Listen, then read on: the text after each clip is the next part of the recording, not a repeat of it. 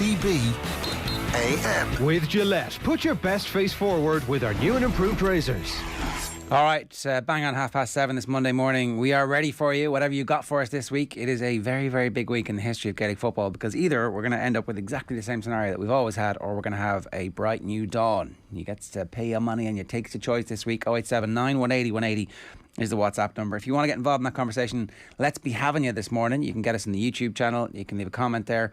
Or, of course, you can get us on Off the Ball AM. That's the Twitter handle. Or whatever way you want to get in touch with us this morning. Loads of different ways. By now, I suspect, if you're listening to us this morning, you know how to get involved and how the show works. We're going to bring you the performance rankings.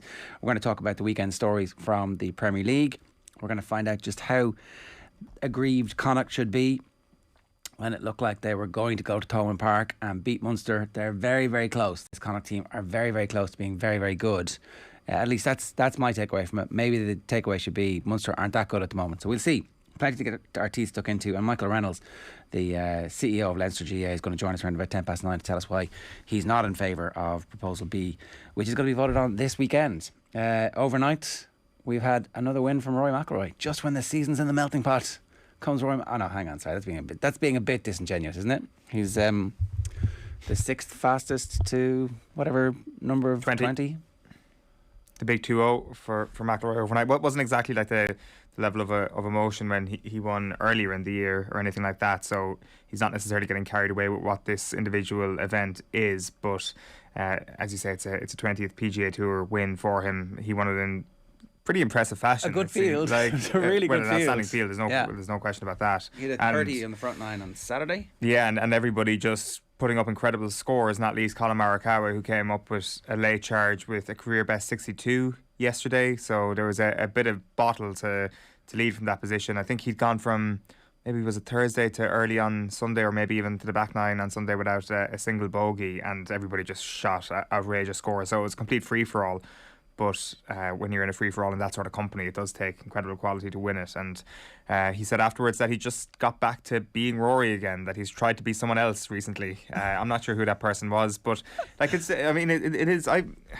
We all find Rory a very, very interesting guy, and when you watch any of his interviews, the sort of mentality that he tries to tap into at varying times borders on the inconsistent, and it is inconsistent. And I think that when you're in that sphere, it must be just extremely hard to try and figure out what is going wrong when you can't put in a performance like that every single week, and you're going to try everything under the sun, and it seems that he has done that.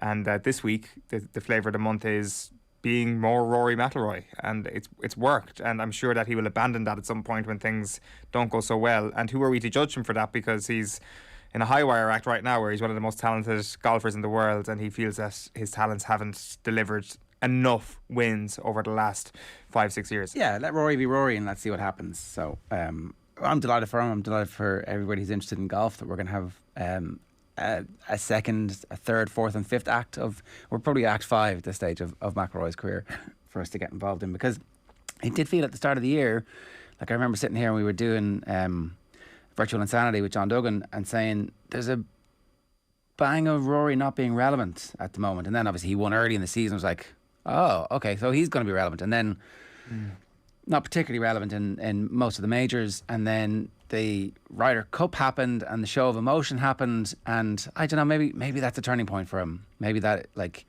the warm embrace of failure surrounded by your teammates was important, and that final day was important. Maybe something happened, I don't know. Like, he is so streaky, and so the psychodrama is so melodramatic that you know that he's telling the truth when he's speaking in that moment. Now his truth may change, like all human beings' truths change. Yeah. And that makes him pretty compelling, and so I'm going to be tuning in. Absolutely. Like when you talk about fading into irrelevance, like, I mean, it wasn't the worst take in the world. Like, he's ranked 14th in the world at the moment. I think that there will always be a fascination around McIlroy. I don't think it's Irish glasses being. No, like, he's by far one of them. Like, he's been the most interesting character. Like, if you think about the whole manufactured Brooks versus your man, like that, they're now going to play each other for money, right? So the oldest con trick in sport was, oh, let's have a beef and then we'll all make loads of money off the back of it. There's nothing manufactured about McIlroy. Like, it's not made up. It's all true. He's just being himself, and everybody's like, what's he doing now? what's he saying now? And there are wild inconsistencies to it, but that's just Yeah. the nature of being a human being In the public eye, who says everything he thinks. Exactly. Because we all change our mind about stuff. It's just that we don't always say, well, what do I think? Do I think now this? Have I got all the? I don't have all the information, but I'm still gonna, say. Yeah. Like I'd love for him to do like an updated reading list again, because I know when he did that Paul Kimmage article a couple of years ago, it was quite telling to see what he had been reading at that time. Like he was The Secret wasn't one of them. I haven't read The Secret. Maybe The Secret is good. Why am I laughing off The Secret? Maybe The Secret is the greatest book of all time. But he was reading stuff about like essentialism and things like that, and it was like, okay, this guy clearly has a singular goal in mind, and it must involve a green jacket, and it hasn't happened. And I wonder, maybe has he like changed that principle somewhat over the last little while, or actually is the reading that he was doing in 2019 finally coming to fruition? Or is it the other way? I don't know. It's hard. So look, but definitely. A riddle wrapped in an enigma. The other way around. An enigma wrapped in a riddle, I think is the phrase. It's 7:36. Here's what's coming up between now and 10 a.m. We've got our performance rankings. We're going to speak with Ger and Duggan about the weekend's Premier League with sports pages at 8:30. We're bringing the sports team from Cathal Mullaney at 8:40. Alan Quinlan's going to join us at 8:50. Michael Reynolds, the CEO of Leinster GAA, at 9:05. And we'll play it with Peter Schmeichel talking with John Duggan at 9:30. But now, at 7:36 this morning, it's time for the performance rankings. That wasn't an All-Ireland winning performance. Probably should have won the game based on their second half performance. Is it a step too far to say it was the performance so far of the World Cup? Maybe not. OTB AM's performance rankings with Gillette. I'm scratching my head. That performances was just lacked that intensity. Boom. Where do we go? So we'll go through the good, the bad and the grand this Monday morning, reacting to the weekend's action. The bad, and it's kind of not a predictable bad, but it's a repetitive bad at this point, is Manchester United. It's Ole Gunnar Solskjaer. It's where we're going to start here. We're going to get to Big Mick in just a moment. We've got Newcastle in the grand, and then we've got Jack Carty and Mo Salah in the green this morning. With Manchester United, it feels that you try and avoid putting them into the bad on a morning like this, because it feels that they shouldn't be interesting at this point, but they haven't. They've not even come Rory, close. McIlroy. Well, exactly. They haven't even come close to the point of getting repetitively bad. They find new ways to keep us entertained by being mediocre. It's really interesting. You would have thought that they have found all the different ways to have dramatic failure, but it just hasn't happened yet. There is still enough new threads coming out of Saturday's defeat to Leicester City that makes them, other than maybe Newcastle United, the biggest story from the Premier League over the course of the weekend. And like, you would have thought that over the course of last season, when we would have spoken about Ole Gunnar Solskjaer and questioned how long he has in the job, I thought we were all eating humble pie at the end of last season, and Solskjaer was on the way to finally writing everybody off that had written him off, and this idea of him being a work experience manager was finally put in the rearview mirror. And this year he was going to become a much more hardened soul who was going to take Manchester United to the next level. But the truth is, throughout the season, he's looked more like a work experience manager than at any point over the last couple of years, and it just feels that they aren't going anywhere fast at this point.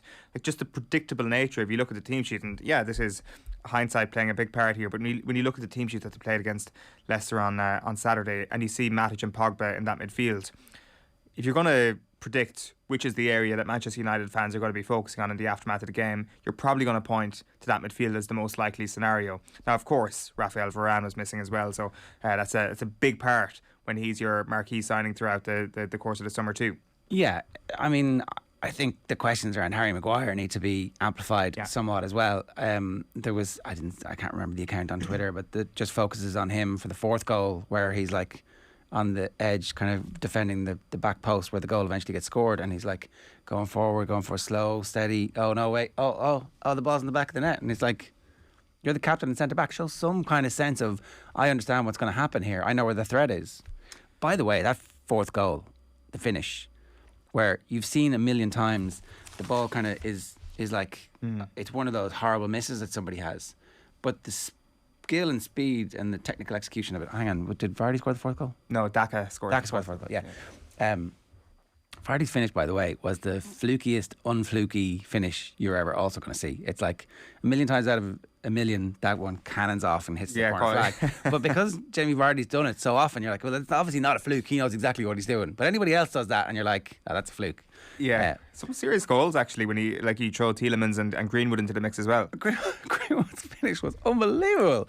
Tielemans' finish I thought was class too. But Daka's the skill set for Daka to pull that ball down and walk it into the net, I think, is massively underrated, because you have actually seen maybe over the weekend got into one of those wormholes where it's like bad 80s football, bad international football. There was a goal that I think Coventry scored against Villa from 1980 something or other, and it was just horrific. And the amount of times that the ball gets shinned and cannoned, and we're watching the high watermark of good quality football, with the exception obviously of Harry Maguire's defending. So I think Maguire should be in this as well. Him back in the team, like they have enough money spent on that team at this stage. And the post-match, Solskjaer looking confused, going, maybe we need to rebalance things. You can't be saying that at this stage. You're supposed to know what the balance of the team is. You're supposed to have a vision for how your team are supposed to perform, and it wasn't there. And like, I definitely have oscillated back and forth between, actually he's done quite a lot of good stuff. The beginning of a team is there. Success takes time, and one more player might be the thing that tips them into it. But actually, that's not true, is it? Like, if you look at it, it wasn't that Frank Lampard needed a bit more time. It was that Frank Lampard didn't have a clear vision in his head of what Chelsea were supposed to do. Tuchel came in and said, "This is what we're going to do. This is how we're going to do it." Everybody knows what their role is, and that stops the individual errors, because you're not subconsciously thinking, "What am I supposed to be doing?" That's where the individual errors come from. And it's got to that point with Manchester United where nobody quite knows what they're supposed to be doing. Even Pogba, right? Pogba should be able to play 6 because he plays 6 for France sometimes. And so everybody goes, well, he should be able to flit in and out. But if you're Pogba, one week you're being told you don't have to do that much defending. You can be the left side of that front three, kind of. When we're in possession, you can do that. When we're out of possession, they want you to play kind of a midfield 8 type play. And then next week it's like, no, you're a 6 now. It's like, well, what is he? We don't know what he is, because Solskjaer doesn't know what he is. He's almost gone into utility midfielder mode for Manchester United. Yeah. Like it's interesting. Like when you say that Solskjaer can't really figure out this Manchester United team, what makes that worse is that it feels like other managers have figured out what Manchester United are. And you look at Brendan Rodgers in the aftermath of the game. Rodgers has played Solskjaer 7 times now. He's won 4 games and he's drawn 1. Like I thought that after the game he was going to go fully like his own namesake, Aaron Rodgers, and say, "I still own you" after the game, but that didn't necessarily happen. He instead illustrated how he plans to beat Manchester United, and he said that their central players weren't pressing, so we could be patient and work the ball through the pitch. And that was we get this sometimes with Leicester. We got it with James Maddison last year against Chelsea, remember? Yeah. When it was like, Lampard, wow, this guy's completely out of his depth. James Maddison has just completely debunked how he plays. And there's a little element of that about Brendan Rodgers and what he says there, that the lack of a press from central areas and attack from Manchester United just gave Leicester the keys to this game. Now, you can point fingers at Cristiano Ronaldo and Bruno Fernandes, or you can point fingers at Ole Gunnar Solskjaer for that. Maybe there's enough blame to go around, and the same thing goes for... I actually... Like, if you see the effort that Ronaldo puts in, I think if he was told to press as part of an overall strategy, he'd do it. It's not that he can't do it. He could do it for 60 minutes, and the team might win these games 2-0, and the game... I don't think that Ronaldo can't do that. I don't think he doesn't have the energy or the fitness to do it. Yeah, it doesn't really make a whole pile of sense given the shape that he's in. Of course, you factor into that the age that he is at this point, and...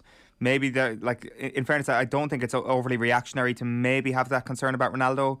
Like, I think when he gets signed, people are saying that. And yeah, fair enough, right? If you were building a team who was deciding to press, you wouldn't buy Cristiano Ronaldo. But that's not the situation they find themselves in. To say that they can't do it with him in the team, like, you've got a lot of energy around him. You had Sancho and Greenwood around him. Yeah. Like, there's enough energy there to be able to make things difficult. But they've obviously chosen not to make things difficult.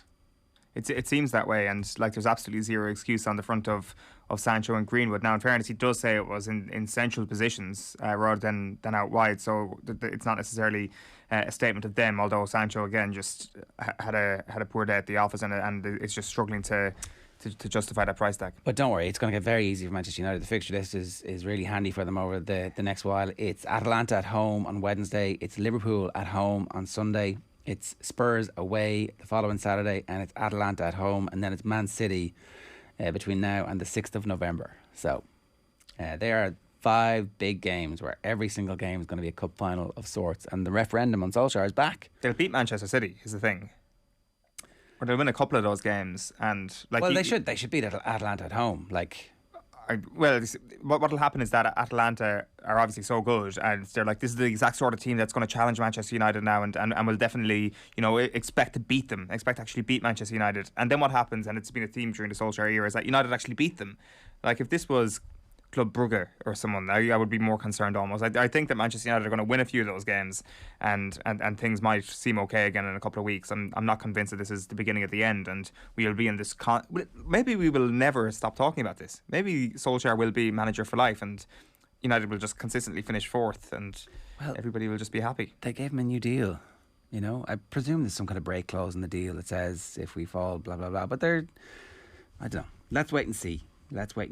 But if you're a Man United fan, how are you feeling this morning? I see all the Liverpool fans saying, Solskjaer's doing a great job. He just needs a little bit more time. He's nearly there. He's really rounding into one of the great tactical geniuses of our time. Yeah. What would happen if that squad had a brilliant manager? It's a pretty good squad. Well, I think, was Gary Neville asked about this the other day, about what would happen if Antonio Conte went in, and he was like, no, Conte can't go in there. He's not the type of manager that would work at the football club. But it'd be really interesting to see what would happen if he were to go in, and what sort of changes he would make, even just formation-wise, because it is Groundhog Day when we talk about the weakness in this Manchester United team and how it comes down to those 2 at the base of your midfield. Does Conte just abandon that immediately, or is it different personnel in there, or is it better protection? Does he go with the wing-backs? I don't know. It'll just be very, very interesting to see. It'll be a very interesting case study to see what would be the first thing that a manager more seasoned than Solskjaer would do. The title race is over at this point. There could be the element of a free hit between Christmas and the end of the season. I'd be surprised if Solskjaer is gone before Christmas. I think things would need to get quite bad for him to go. The other thing that's at play here is that we're seeing reports in the papers this morning that there could be more fan protests before the game on Sunday, and we all know what happened the last time Manchester United fans protested before United against Liverpool. It was the storming of Old Trafford. That's not going to happen this weekend, but the protest this weekend will certainly draw a few headlines, and Manchester United will be back in the sort of fans versus the owners sort of place once again. There is a possibility that they do move this time. Before the international break, everyone's like, look at the league position. It's really good compared to where it was last year. We started really slow last year, and then everything started to click into gear after the international break.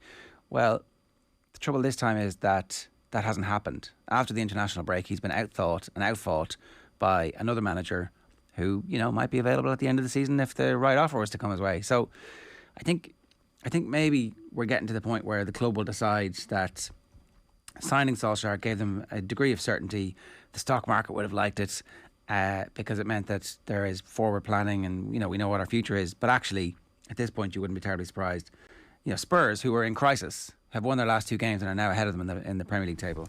And that game against Spurs in the league is going to be pretty interesting now all of a sudden because Harry Kane's back. Yeah, Spurs showing what you can do if you've got a collection of good players in certain positions, and Manchester United have that and can match that, and are probably better than that across the pitch. So yeah, Spurs to finish ahead of United, or to be ahead of United for a long part of the season, is surely not going to go down well with Manchester United fans. And we also need to remember as well that they came up against the Leicester City team at the weekend who had started the season terribly. Now, I don't think that anybody thought that this was the new base level for Leicester City. I think everybody expected there to be a kick, and as you say, Daka's finish was class. He looks like an excellent signing, and he'll come into things. Iheanacho looking like he's back to the end of last season's form a little bit himself, and Vardy have that understanding back, and they look like where they were when they were challenging for the Champions League places over the past couple of years. So it is, in fairness, a tough fixture, and maybe beforehand it was underestimated a little bit. But at the same time, it's a sort of fixture that United absolutely need to be getting something from if they want to contend. And I think the contention conversation is almost over at this point, even though they're only 5 points off the top. Yeah. Okay, what's next? We'll just mention Mick McCarthy next. Obviously, the derby over the course of the weekend, Cardiff City against Swansea. Comfortable win for Swansea, and he's in trouble as Cardiff boss, basically, Mick McCarthy. There was a couple of really interesting threads to it. The one that stuck out to me was the chief executive of Cardiff, Ken Chu, who joined supporters on the bus down the M4 to Swansea, and there were a couple of social media posts in the aftermath of the game. So this is before the derby, not even after getting smashed by your rivals, beforehand. He's on the supporters bus. Somebody shouts, "Get a new manager," and he replies, "I wish we had a new manager." And then he walks to the back of the bus asking for new manager applications. And then Mick McCarthy obviously is asked about it afterwards, and he says, "I don't have a reaction to it." Is there a video of this? Yeah, there is. Sorry, there's not. There's not a video of this. There is a photo of this. So he was definitely on the bus. Okay. And but Chew did come out and said that the comment was made in jest. So he didn't come out to deny the comment. He said that it was just a joke, just having a laugh. And McCarthy said, "I can't imagine Ken Chew would say that actually to people. And if he did, I think it would be said to me and nobody else. So no, I wouldn't react to that." Look, yeah. Everybody who's a long-term watcher of any of the stuff that we've done knows that I'm not Big Mick's biggest fan, but that's the type of behaviour from your chief executive that's bollocks. Like, that's absolute bullshit. You can't be doing that. You can't even be pretending to do that, because it means that you're not united, and it sleeps into the players. And I think whenever Mick gets fired, he's got a really strong case for getting every single penny on his contract paid up because of that incident, and he deserves it. But it's probably sooner rather than later now, isn't it? Yeah, absolutely. They've lost, was it 5 games in a row at this point? 3-0 was the full-time scoreline at the weekend. They've got Fulham on Wednesday at Craven Cottage, and then they've got Middlesbrough and Stoke. So Fulham riding high. Mitrovic 12 goals in 12 games. There you go. Yeah, bringing his Serbian form into proceedings. So they're in 3rd place at the moment in the Championship. Cardiff in 20th. So Not in the relegation zone just yet, though. Not just yet, but the current form. They've got the worst form of the Championship. It's not going well for him, and I think it would be a huge surprise to see him still in charge in a couple of weeks. In the vein of the ha, is that actually funny? Swansea and their team and their manager did a celebration. So the guy who scored the first goal and made the other 2, whose name I have just actually lost. Anyway, Russell Martin is their manager, right? Left MK Dons to become the Swansea manager in August, and at full time he's pictured doing a swimming celebration. I didn't know anything about this swimming celebration until I started to read about it this morning, but apparently back in the 80s there was a pitched battle between the Swansea and Cardiff fans, and the only way that the Cardiff City fans could escape was to jump in the water and swim away. And so as a result, when anything happens in this game since, the Swansea fans do this swimming celebration to, ha ha ha, ha ha ha, ha ha. Our thugs terrorised your thugs so badly that your thugs could only escape by swimming. And now, occasionally they celebrate on the pitch when they score against Cardiff. They do the swimming celebration as like a, Battle of the Boyne, march our traditional route, fly our flags and banners. That's what it signifies. I mean, maybe it's hilarious. I don't know. Feels like it's kind of a celebration of the worst parts of football culture, maybe I'm just being a woke dickhead. I don't know. You can tell me this morning. I'm sure we'll get plenty of blowback to that. We'll bring more wholesome news of football to everyone this morning, because we move on to the grand in our performance rankings, and we move to Newcastle United, the club. Yesterday was definitely one of the most bizarre television spectacles we've seen in football. We've seen this sort of thing before, where owners are glorified and takeovers are celebrated, but yesterday just felt on a whole other level above it. It felt that, Sky Sports were really part of the celebration, or really part of creating what they felt should have been a celebration. Just the cameras high in the stands with Amanda Staveley and the new owners, the constant shots, almost like a goggle box throughout the match when everything good or bad happened, which actually turned out to be quite entertaining, and I'm really glad they kept on doing that when Spurs kept on scoring. And this strange situation where it feels now that Steve Bruce has completely ruined everybody's lives in Newcastle, where it's like, oh God, we thought we were supposed to be absolutely amazing straight away. Screw you, Steve Bruce. How dare you come here and ruin our party? And he's unfortunately hanging around like a bad smell in their perspective at the moment. And I'd say Steve Bruce had like a reasonable chance of making it till Christmas / the end of the season. If he'd won yesterday, they would have been able to ride the emotion. He would have been able to put some plans in place. But when you're getting booed on your first day and you've managed to let the air out of the party balloons, someone's got to be blamed. and it ain't going to be the new owners. So already they're talking Stevie G. Roberto Martinez is an interesting name that might be tempted to go. Now, I think Belgium believe they have a chance of winning the World Cup, and that's only 18 months away. And he spent his 4.5, 5 years building that up. So do you give it all up for this gig now? Probably safe in the knowledge that gig is going to come around again. So what do you do if you're Martinez? No, you stay with Belgium. You try and win the World Cup and see if you can actually get that. I know they had a really good outing at the World Cup last time, and maybe a little bit disappointing at this year's Euros. I think you stay, because there definitely is a sense, not that anybody needed a reminder of it yesterday, but a sense that this thing is going to take a considerable amount of time, that this is a very, very low base that Newcastle United are coming from. There is no guarantee that they're still going to be in the division at the start of next year. There is a good chance to get relegated unless they get a very, very good manager. And it's just going to take a long time for this team to be any good. That's the big issue with yesterday, is the lack of quality that they have. The real sense in, from Newcastle United supporters, though, is that Steve Bruce has dragged them down, that they've spent plenty of money. The likes of Joe Linton and Joe Willock and a number of other players have been signed for €20 million plus, considerably more in many cases, and that he inherited a mid-table side and has brought them down to relegation fodder. That could be true, and in fairness, I mean, Newcastle fans seem pretty unanimous in their dislike for Steve Bruce, but I think that there's been kind of maybe a bit of a rising tide around them as well. Teams with better managers, better structures, and Newcastle United have been a bit of a basket case. So, I don't think that they're going to be this sort of job that is going to get away from the realm of Roberto Martinez in the space of 2 years. I think that in 2 years' time, he'll still be a manager capable of getting that job. This thing is going to take a while. And here's Stevie G. Do you take it? It's free hits. It's a very tricky one, isn't it? Because I think it just comes with this massive risk that if you get relegated, and even if you're the manager for only 6 months, there's no guarantee that they are going to stick with you next season, is there? If you get relegated, out you go. Yeah. No. This isn't seen as a project where it's like, okay, you can sustain a bit of a dip here, and then you can take us back with a transfer kitty next summer.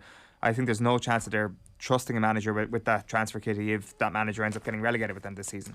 The Irish Times with that picture of one of those trucks with a picture on it, and Jamal Khashoggi's picture is on the truck outside St James's Park yesterday. It'll be interesting to see how long that persists and that continues. You hope that it's going to persist and continue for a long time. Jonathan Liu's piece, which is obviously syndicated in The Guardian, finishes with the line, "Meanwhile, Jamal Khashoggi is still dead."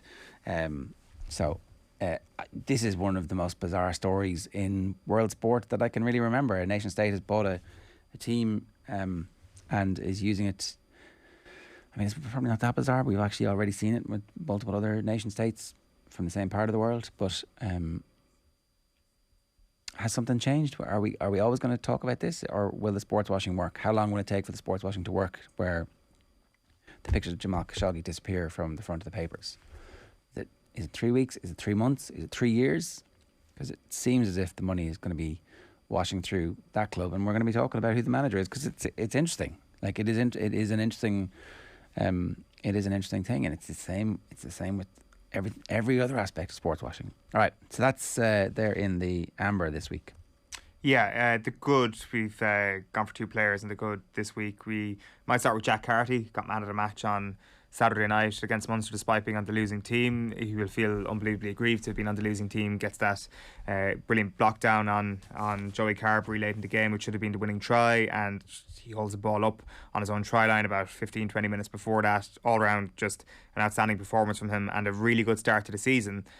Not that is overly surprising or anything, because he was excellent last season as well, and we were questioning on this show quite a bit over the course of the Pro 14 last year as to why Carty maybe wasn't getting a look in the national setup. I think after the weekend and after the start of the season that he's had, he has to be in that squad when Andy Farrell names it this week. He has to be in contention to be out half number 2 and to get meaningful game time as well. And sure, he's a very different out half to Johnny Sexton, but I really think that he's been unduly punished, and maybe punished is the wrong word, but he suffered quite a bit as a result of not having a perfect 2019 Rugby World Cup, to say the least. He hasn't been allowed to show that he can come back from errors like that. And maybe Ireland want a different type of out half. Maybe they want somebody who is a little more akin to Johnny Sexton as their backup out half, and maybe Jack Carty doesn't fit like that. But I really think his form is unignorable at this point. And when you look at the concerns maybe around Joey Carbery in the short term,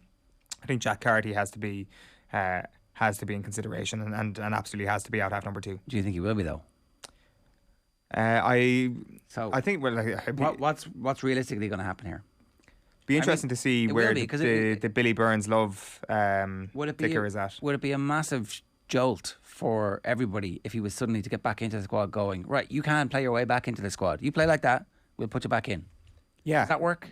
Of course it does. Like, I do think the expectation is that he will get in. Like, you look at some of the injuries that have fallen on a couple of other players, and the fact that it's kind of unignorable at this point as well. Like, it was interesting, which is the himself and Carbery being on opposite teams on Saturday night definitely will have given Farrell a bit of pause for thought, because Carbery obviously just needs a little bit longer to get back up to his level now. In fairness, it took Bottle to nail that late penalty, because if you get blocked down like that, you're possibly in the horrors for a couple of moments. You're like, oh crap, I've cost my team the game here. And to actually have the nerve to win the game for your team in the end shows that the mentality is absolutely there. So that'll come over the next little while. But it's not a million miles away now, these November internationals. No, well, when you think about it as well, the case for Ben Healy was the kicking game is absolutely sensational. Now, in fairness, it was a kick that got blocked down that nearly gave Connacht the victory.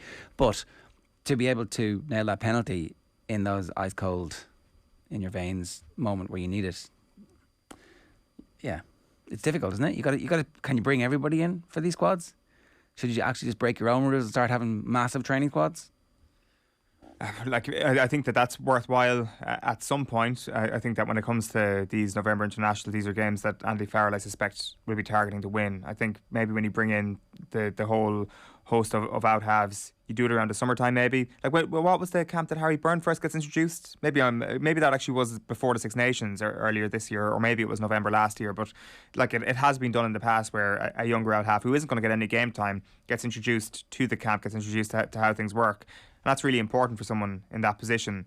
Like, if we talk about where Ireland's priorities lie over the next little while, I think that there can't be any scenario where you think that giving Carty a significant run over November wouldn't be a good thing, because we're going to need another out half at some point. We need about 5 or 6 out halves, given the amount of punishment that the 10 takes, particularly if they play the game that Ireland want to play. So we've got to get them all a bit of game time, right? Like, in hindsight, it would have made a lot of sense to see a lot of Jack Carty sooner in 2021, and it would have been great to see how he did against a couple of opposition in the Six Nations, but that obviously just didn't happen, and now is the time, and maybe the Ross Byrne, Billy Burns axis is something that Andy Farrell saw as the two main challengers to Sexton in the short term. But I think that view just has to have shifted a little bit after the season that we've seen so far. Like, Connacht overall, I think the real sense from the weekend is that they're pissed off, to be honest. Sandy Friend says that URC needs to take action after inexcusable TMO error. So the real sense is that after the weekend, Connacht should have been coming away with a win because Tadhg Beirne was offside. Look, we'll talk a bit more about that with Alan Quinlan later on in the show. And so if you're just watching this on YouTube back a little bit later on and you want to get all of our rugby stuff, then hit subscribe and you'll be able to see that a little bit later on. Or, of course, you can subscribe to the OTB Rugby feed wherever you get your podcasts. Okay, so he's in the green. Yeah, and Mo Salah.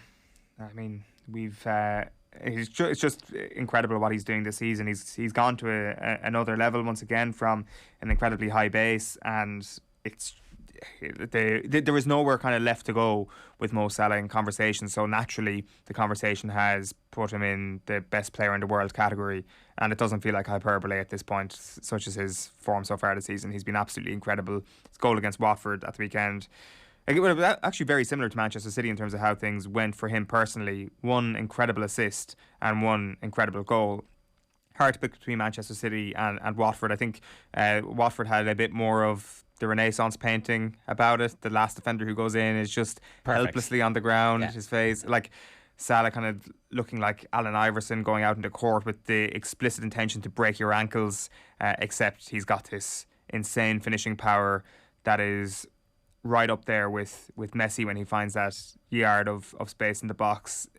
it's very, very hard to kind of pin him down as to what exactly he is, because he can do it all when he's got the ball at his feet, and he's just an extraordinary player. It feels almost now as if that the historical comparisons between himself and other Liverpool greats, it's getting to the point now where Salah is getting into the conversation as one of the greatest Liverpool players of all time, one of the greatest Liverpool attackers of all time at the very least, because I know obviously they've had iconic defenders in the past, and like he could do something this season where he becomes their greatest attacker of all time if he keeps this up, and if Liverpool have a Premier League / Champions League, one or the other title to show for it, and Salah is the guy who wins it for them. I just think he's absolutely incredible, and maybe there's a bit of recency bias speaking there, and I know a lot of Liverpool fans will cling to their history and the players that they've had in the past, but football has gone to a whole new level over the last little while. The Premier League has done, and Mo Salah is right up there as the best player in the league at the moment, so I think he's in a different stratosphere to a lot of what that club has seen. So are you saying he's better than Fowler, he's better than Fernando Torres, he's better than Luis Suarez? Yeah. Better than all those? I think so. Okay, so then... I think I can speak more about Torres and Suarez. What about, like, you can answer the Fowler one more accurately than I can. And let's leave aside the sort of parochial love for Robbie Fowler in terms of actual danger as an attacker. It's hard to know. I think that Robbie Fowler didn't play in a team that was as good as this team. Like, and also it's very difficult to judge, but I think that in terms of achievements, he's still behind Kenny Dalglish. Yeah. So in terms of achievements, absolutely. That's the bit that has to happen next, I think. Now, I didn't see any of the Keegan era Liverpool. I have no clue what any of that stuff was like, but I caught the very end of the last season of Kenny Dalglish kind of watching football in any meaningful way as well. So, but they all say Kenny is the king, and that's not they didn't hand that out. Fowler was God. So where does Salah fit in that holy trinity? Yeah, sometimes you don't need to be a god to just be better. Like it's sometimes it feels that people are doing a disrespect to Mo Salah by saying that he won't have as firm a place in the hearts of Liverpool fans as Robbie Fowler. But it's not really. I think that's just more credit to what Robbie Fowler means to Liverpool fans. Yeah, and look, Fowler obviously left and got away with leaving because of who he was, and he also came back. But if Salah needs to finish his career out with them before, I think you can put him on their Mount Rushmore alongside. I mean, he might already be there. He might already be there. Is he? He probably is, because he's part of a team that ends the famine. So those teams always have a special place in people's hearts. Like, we had Brian McClare sitting where you're sitting on Friday, and there was a crazy outpouring of love from Manchester United fans of a certain age. Men in their 40s were getting weepy looking at Brian McClare and listening to his voice and listening to him talk about what it was like to be in that dressing room. So I think all of this stuff, I think what Salah has done back-to-back games is unbelievable. Like, it's like, I've scored this amazing goal from this position in the pitch. There was a couple of times where he got the ball in the same position against Watford at the weekend and completely screwed it up, like kind of just overran it or ran it straight into a defender, and you're like, and then he scores the goal. And you're like, he was trying that the whole time. He was like, there's an element here of I'm finding the space, I'm seeing who's going to come, and I know what I can do. I think the City goal is better because of the fact that the quality of opposition. Yeah. But this one actually, there's more players in the tighter area, and there's the bit where he stands on the ball and stops it. Yeah. Which didn't actually happen in the City goal. No. It's perpetually moving. I mean, there's a drag back. I don't know. This one might actually look better. The other one is kind of higher quality, but this one might look better. Yeah, possibly. It's maybe a little bit more aesthetically pleasing in slow motion, this one, whereas the Manchester City one was obviously just a higher stakes goal. And like, I just think whatever happens this season, I mean, he's if he keeps this up, it's going to be an all-time great season. And my point here is that the conversations that have gone beyond hyperbole are not unwarranted. So next season, would you prefer to have him in your team or Mbappe? Because Mbappe's form has come back since the criticism that he suffered at international level. Well, for Liverpool, you would rather keep the status quo and have Mo Salah in your team rather than losing Mo Salah and paying money to get Kylian Mbappe next season. Now, in the long term, you would... So next season, to try and win, if your job is on the line, right, which it will be for whoever managers at Real Madrid, who do you want in your team? I would probably lean towards Mo Salah right now. Now, in fairness, it comes with all these different variables where you're moving to a different league. Now, Kylian Mbappe will be as well. They will both be absolutely fine. Which of those two skill sets is it? The sort of wriggling your way through crowded boxes, which Mo Salah is so good at, which is just an unbelievable string to have in your bow in the Premier League, versus Kylian Mbappe, who will soar through open space and kill you with outrageous pace, which in fairness Salah does have as well. Maybe that's more. Maybe that favours La Liga a little bit more. Like if it's Liverpool, if it's one or the other, and if it's any team in the Premier League, you're picking Salah next season hands down. Of course, it's the legacy of Mbappe, keeping him for the next 7-8 years at what will be a very, very high level, and Salah's peak is obviously going to end much quicker than Kylian Mbappe's at this point. But even next season, you're like, it's a hair's breadth between them, and I'm picking Salah. Yeah, all right, fair enough. 10 minutes past 8. That is this week's performance rankings. OTB AM's performance rankings with Gillette. Very busy show still to come between now and 10 o'clock. We're going to bring you some Peter Schmeichel goodness. We're going to talk about Football Congress. We've got Alan Quinlan talking rugby. Talking football next with Ger and Duggan though. OTB AM on OTB Sports Radio, Ireland's first and only sports radio station. Who knows more about Munster rugby, me or you, Quinny? Everyone has an opinion, don't they? Some of the opinions are waffle, but I'd like to think I know a lot. Maybe we're equal. Munster legends Alan Quinlan and Niamh Briggs are joining forces to bring you all the latest analysis, news, interviews and so much more. You know, he likes to get a certain specific word count in every day. If I could just get him to move off that, we'll be in a good place. The Red 78 with Alan Quinlan and Niamh Briggs. Available every Wednesday. Don't miss a moment of action. Subscribe to the Rugby channel on the OTB SPORTS app and turn on your notifications now. If I was getting paid by the word, I'd be a very wealthy man. Liverpool fans won't want to miss our latest Cadbury FC roadshow. We're going behind the scenes at Anfield with legendary striker Robbie Fowler. We'll also be joined by Liverpool captain and Irish international Niamh Fahy and former Liverpool midfielder and physio Richie Partridge. It's all with thanks to Cadbury FC and their club partnerships, granting you behind the scenes access at the Premier League's biggest clubs. Coming soon to OTB Sports social channels. OTB AM with Gillette. Put your best face forward with our new and improved razors. Okay, 12 minutes past 8 this morning. I'm delighted to say Karen Duggan is with us to look back on the weekend's Premier League action. We'll also look forward to Ireland against Sweden on Thursday night as well. Karen, good morning to you. How are you getting on? Morning, Ger. Let's start with Manchester United and Solskjaer. The YouTube comments this morning are a fairly good indicator of what the different topics are. But there's a sense that if Manchester United just bought and had an N'Golo Kante or a Fabinho in their team, then all would be well. But there's an immediate correction for people, in fairness, in the YouTube comments going, that's not the case, because there's a strong argument that Solskjaer wouldn't exactly know what to do with them. Which camp are you in? Do you buy that Solskjaer could make it as a manager, or does it begin to look at this point like there's enough evidence that he just doesn't have it?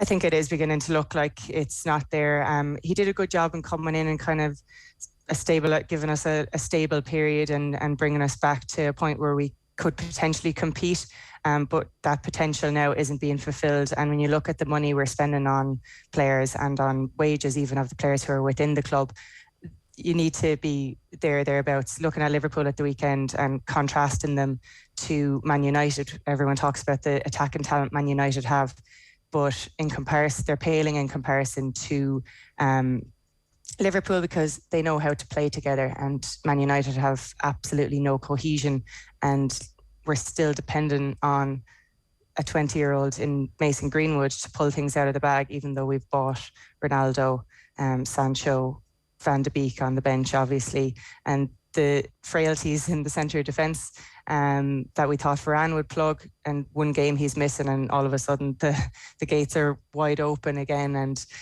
it just doesn't look like Solskjaer really knows what to do. He is still dependent on one-offs, Bruno Fernandes doing it for him last season and someone else to do it this season, and it's not looking good for him, I don't think. The one thing there that sticks out to me is because the centre backs and midfield have been mentioned quite a bit, but you mentioned there the lack of cohesion in attack. So when Manchester United have the ball, are you seeing the array of talent that they have in attack just underwhelming and underachieving time after time? I think so. Like, if you ask what is United's style, it's it's one-offs from here and there. When you ask what Liverpool's style is, you know that you're going to get a really high press. Firmino might not get you the same amount of goals as Ronaldo, but the work that he's going to do to provide the ball for Sané and Salah is completely different. And we've brought in Sancho, he's trying, but he doesn't have the same work rate. We have a workhorse, but he's in Cavani, but we need to keep him on the bench because we have to protect Ronaldo's ego because of the criticism Ollie got for not playing him against Everton. And then we've got Greenwood, who'll try hard but isn't defensively solid. And then behind that, you've got Pogba. He doesn't really want to defend either. And Bruno Fernandes, I don't think he might run around a lot, but in terms of what he contributes in terms of being able to tackle and break down play, that's not there. And then you've got Matic kind of by himself, and I don't think Matic was horrific at the weekend, but he's not a Kante. But even if he was a Kante, I think the exposure is just too much when you've got 5 players in front of you who aren't providing any type of protection or who aren't even cutting off spaces. It just makes the midfield area too big of a place for one man to cover. And Ollie has come away now from his double pivot, which a lot of people wanted to see. But now we're seeing that we don't have the players to kind of do that at the moment if we're going to go all out attack with those 5 people who don't want to defend. Like, we see the problems here, and we've seen the problems over the last 18 months, and yet they haven't really been addressed either in personnel or in terms of what the game plan actually is. I don't understand why. Why do you think it is? I don't know. I think that there's too much sentimentality going around the place. It's Ollie was a great guy. He came in and he did a good job to stabilise it. But when you look at what has happened at Chelsea, say when Lampard wasn't cutting the mustard, they brought in Tuchel, and you look at how Chelsea play now and you say, right, they're a really organised team. They have a style of play. We don't have that. I just think we're crying out for someone like Conte to come in, because we have Ollie, who maybe is good at man management, and then we had previously maybe Van Gaal or Mourinho, who are good on the tactical side, but we don't have the balance of either. We saw what Conte did maybe at Inter Milan, the way he was able to get the best out of Lukaku. So he's got the man management skills, but he's also got the tactical nous to be able to take players. Man United obviously have quality players. It's still Man United. They still have bought really good players, but they're not getting the best out of them, because I think Pogba kind of mentioned maturity, and Ollie was not in support of that word. But I think it is right, like, to score a goal and then for almost 10 seconds later away from home to concede so easily in the manner they did, that is a kind of maturity, and it's a maturity in how you play in terms of your tactics and having a style and an identity. So I think it's just calling out for that change at this point. And I think before Ollie kind of tarnishes his reputation, I think it's a good time to go, although it seems like he's being backed for another while. But I think by the end of the next 4 games, any ambition we had on challenging will be completely gone. I think it's gone already, but I think it'll be completely gone. What will it take for Manchester United to act, do you reckon, Karen? It's going to take another few losses. It's all, I don't know if some fans would feel the same, but it's almost at the point where would you take those losses in order to force change? Or do you want to see Ollie turn it around? I think that enough time has passed that we know that we're not going to turn it around, that it is too late this season. So I think it's going to take more losses, and unfortunately then it'll be too late to make any impact on the Premier League this year. Give me a sense of what the world would look like if they hadn't signed Ronaldo. Would the team be different? Like, is having to shoehorn Ronaldo into the team forcing Solskjaer's hand in how the team wants to play, or was there any evidence that actually he knew what he wanted the team to do before that? I don't think he knew what he wanted to do before that, but in Cavani he had someone who would do a bit more chasing and harrying, and then maybe that kind of inspires the people behind you to have a more cohesive press. But at the moment it's kind of one person going. Maybe Bruno might bomb forward, but there's no one behind him following suit, and then there's gaps opening up. So I think that not really. I still think that Sancho isn't quite bedding in. He was bought as a right winger, but he's playing on the left. He was better when he came off the bench against Everton than he has been when he started. So maybe he needs that time. I think having Rashford back would be good, because he kind of brings that work ethic and embodies kind of what it means to play for Man United a bit more than some of the other people on the pitch. So, but again, that's down to individuals and putting themselves forward and them kind of being the ones to trigger any type of spark within the team. It's nothing to do with tactics. So I don't think that's all he's doing. If those moments where we do play well, shoehorning Ronaldo in, you shouldn't be dependent on your centre forward to be the one to start a press anyway. It's good when it does, and it kind of helps the players around them kick into gear. But again, it's Ronaldo. You know what you're getting with Ronaldo, so you have to have the tactics to tell the people around them how they need to react when you are defending with one man down, essentially. It's interesting listening to Paul Pogba speak in the aftermath of the game. He said we need to find something, we need to change something. I don't know if the mindset of all of us, the players, when we start, we really don't know. It's frustrating because it's something we don't understand and we have to find that very fast. As a player, when you have that level of frustration / confusion, do you start to doubt the manager a little bit? Do you start to think, well, it's up to you to try and find out what is wrong? Yeah, as much as players know how to play the game, they take the manager's lead. The style that they play is down to who the manager picks and the approach they take to every game. United seem to take the same approach to every game, is that we'll have the ball against teams that we're better than, but we'll struggle with the low block. And we might be teams who are actually a little bit better than us because we have a good counter attack. That's not really a style of play, and there needs to be more. And even if Pogba has to play more defensively, if he has to play more like he does for the French team, know what gets the best out of your players. And I just don't think Ollie knows what is going to get the best out of his players, unfortunately. This is a long, slow death, isn't it? It just depends on how quickly it comes. It could be the end of the season. It could be the middle of next season. If then you lose out on the chance of maybe getting someone like Conte or Zidane who's free now. You have to kind of see who's in the market. United can't just sack him with no plan. If they had someone, they need to have someone in mind to replace him. I've talked about Brendan Rodgers for Manchester United for a long time. Mark Lawrenson told me to behave when I suggested it. Is he not exactly what this team needs at the moment? Possibly. They need some sort of change. And to be fair, he's been successful in his last 2 tenures, very, very successful. And the fact that he was able to kind of continue on Leicester's amazing rise, it shows that he definitely has the credits to do something. I think Man United is so big, though, that we want someone like Conte more so.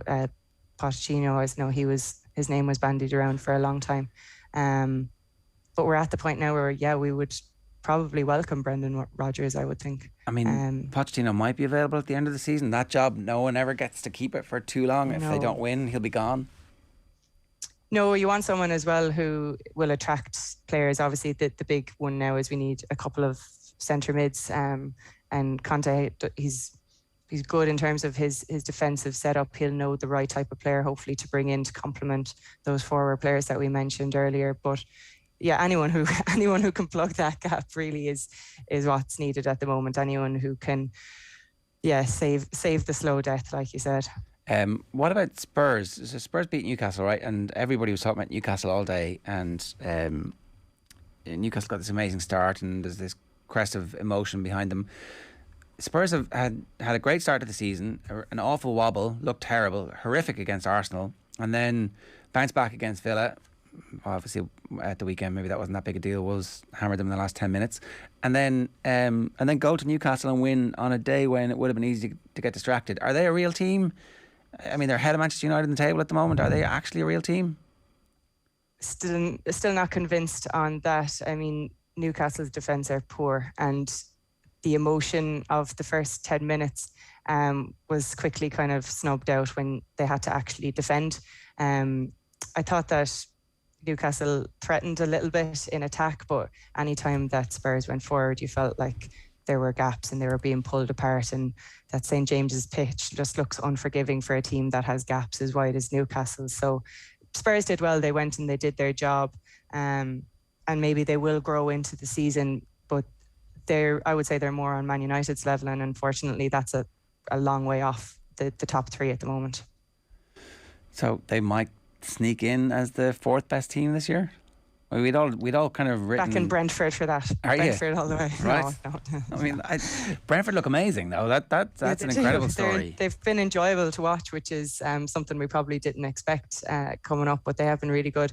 That 4th spot is definitely open because you're seeing Man United dwindle away from it. They're looking very Europa League at the moment. I'd be worried about their Champions League games during the week as well. So that spot's definitely there for the taking. I think Spurs will be thereabouts because they do still have the quality of Son. Dembele looks like he's untouchable in some games. So they definitely have players who can do damage and who can bring them up to those spots. They just don't have the ones that can push them up towards the likes of Chelsea at the moment. We were talking about Mo Salah before you joined us, Karen, and I'd just like to ask you about that Liverpool attack in general. Like you mentioned, the potential of a title race there. Hopefully we get a proper 3-horse race. But you look at the goals scored so far this year, and Liverpool have scored 6 goals more than any other team in the league. So when it comes to that attack in general and not just Mo Salah, are you seeing something new this season? I think you're back to seeing Trent really kind of at the top of his game. Robertson is always going to supply you with the energy. They look energised. Obviously, when they won the league, that was such a monumentous effort, and it was during such a difficult time for them. And then they had the little bit of a drop off, and people blamed Van Dijk as well. But the amount they had to put in to win that league, but they have that experience now and that maturity and the energy that's throughout the whole team. We saw James Milner overlapping from midfield at his age, and then they took off Trent and put him right back. They just have players who are willing, and they're doing that because that's their tactic, but they're doing that because they're pulling for each other, they're pulling for the manager, and that's a massive difference. They look really solid in all areas of the pitch. They're very exciting in attack, and they have players who are just know how to play with each other, and it's really good to watch. As painful as it is as a United fan, it's really good to watch. Like, it's interesting when you look at the graph of some of those players as well, and you hate to constantly make the Liverpool versus Manchester United comparison, but someone like Naby Keita obviously played a whole game against Watford at the weekend. He struggled for a good period of time at Liverpool, and you wonder if he was in the United setup, would that have led to, his career fizzling out at United and him leaving? Whereas under Klopp at Liverpool, there's kind of been a little bit of a reinvigoration, granted, with a team coming from a much higher base. I think so. I mean, Fred came to Man United with all this potential, and obviously he hasn't fulfilled it. Keita, he was stuck by. He was given the confidence, and he contributes to the team when he plays. He is putting himself about, and no one is shirking their responsibility in that Liverpool team, and that's really like what a manager wants to see. So if he has a player who's going to do that, he's going to get opportunities, and you kind of wonder, is Donny putting in enough training in Man United to warrant people saying he should be given a game and things like that? Is he pulling for the team? Is he pulling for the manager? And you'd never ever question that in the Liverpool setup. And that's a credit to Klopp, obviously, and a credit to Henderson and all of the older players who kind of drive it on there. But it's good to see Keita, because it's it can inspire other people who've maybe fallen out of form under a certain manager, or who've fallen out of form just in general, that there is still opportunities if you stick at it. This Thursday Ireland plays Sweden, and it's a big game because we've kind of seen the green shoots of hope around Vera Pauw's side with the result against Australia. Sweden are even better than Australia, one of the best teams in the world at the moment. So what are your level of expectations? What are you hoping for when the match is done and dusted on Thursday evening? I'm hoping that we have showed the same grit that we did against Australia, and the same kind of ambition in terms of when we get the ball, that we are still trying to attack. Now, obviously that will leave gaps open against Sweden at times, but I think that we need to use the Sweden game to prepare for the Finland game. A draw against Finland would be amazing, so I think we will see the 5 at the back again, but I'd like to see us really work the counter-attack. We do have really speedy players in Heather Payne. We see Leanne Kiernan is in fantastic form with Liverpool. I'd like to see her get a look in, definitely, because they're players who, no matter who they're playing against, they'll beat a defence in a one-on-one situation. I think we will be looking for that kind of long ball break against Sweden, and possibly away to Finland. So I'd like to see us kind of set up solidly defensive, but a little bit higher up the pitch than we have been in previous qualifying campaigns. I think that's what we saw against Australia. At times we were able to get Katie more involved in the game from that fullback position, because we did start a little bit higher than we had been previously, and we weren't drawing the pressure on ourselves. But it is going to be a massive task, monumental task. Sweden have only lost on penalties to Canada, I think, in the last year, and that was in an Olympic final. They've beaten the USA, they've beaten New Zealand, Japan, Australia, like you mentioned, they've beaten them too. And we had the one kind of upshoot against Australia, but before that we were all kind of questioning, where is this Irish team going under Vera Pauw? So we need to see if that was a one-off, or if that is the start of a really good campaign for this Irish team. So I'm really looking forward to it, because I don't know what's going to happen on Thursday, whether it was one upshoot and we will be back to kind of the unsureness of before that game, or whether this is going to be the start of a real developmental period for the team. If you had to take a stab at answering that question you asked there, what's your sense on where things are, Karen? My sense is that we have a good panel assorted now, and we're a bit like Man United in that we're not fully sure what we're doing from one game to the next. I don't know what our identity is still. So that's the thing that I'd like to see embedded from the very beginning of this campaign. Have a solid backline, a solid goalkeeper, and work from there.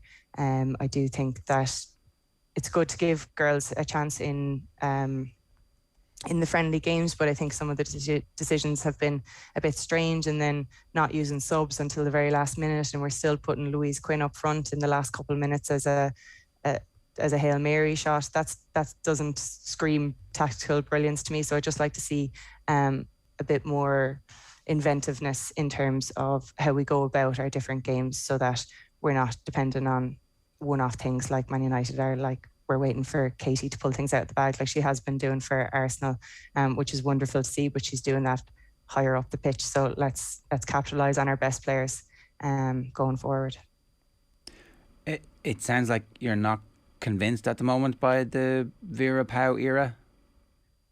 I think that the potential is there, and it kind of it comes in spurts. I just want to see it a little bit more consistent. I think we've had a couple of bad starts to games. I think that has been detrimental, and we seem to play better when we nearly go a goal down and the shackles are off a little bit, and that kind of comes from confidence in how you set up from the get-go. If you're confident in how you're set up from the get-go, you're not conceding those early goals and waiting for that to be the spark to start playing ball. So I just think they need to have more confidence in themselves in terms of how they play going forward, how they defend as a team, and that comes from the manager. I think that the potential is there.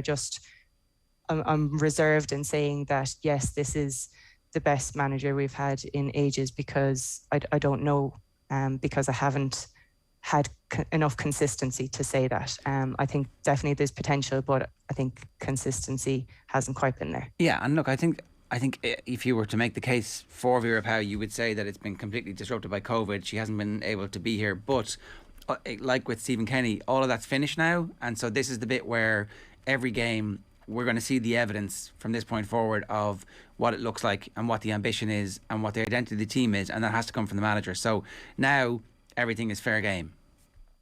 Yeah, and these are competitive games. We've had a year of friendlies, essentially, off the back of the disappointment at the end of the Euro qualifying campaign. But this is where we really start to set up, and the Australia game was the preparation for that, and that was really, really positive. And everyone really looked like they really, really wanted it, and that's half the battle in terms of the Irish team. You know, it's the grit, it's the determination. So we know that can come out in this team, and that makes it very difficult even for the likes of Sweden and Finland to break us down.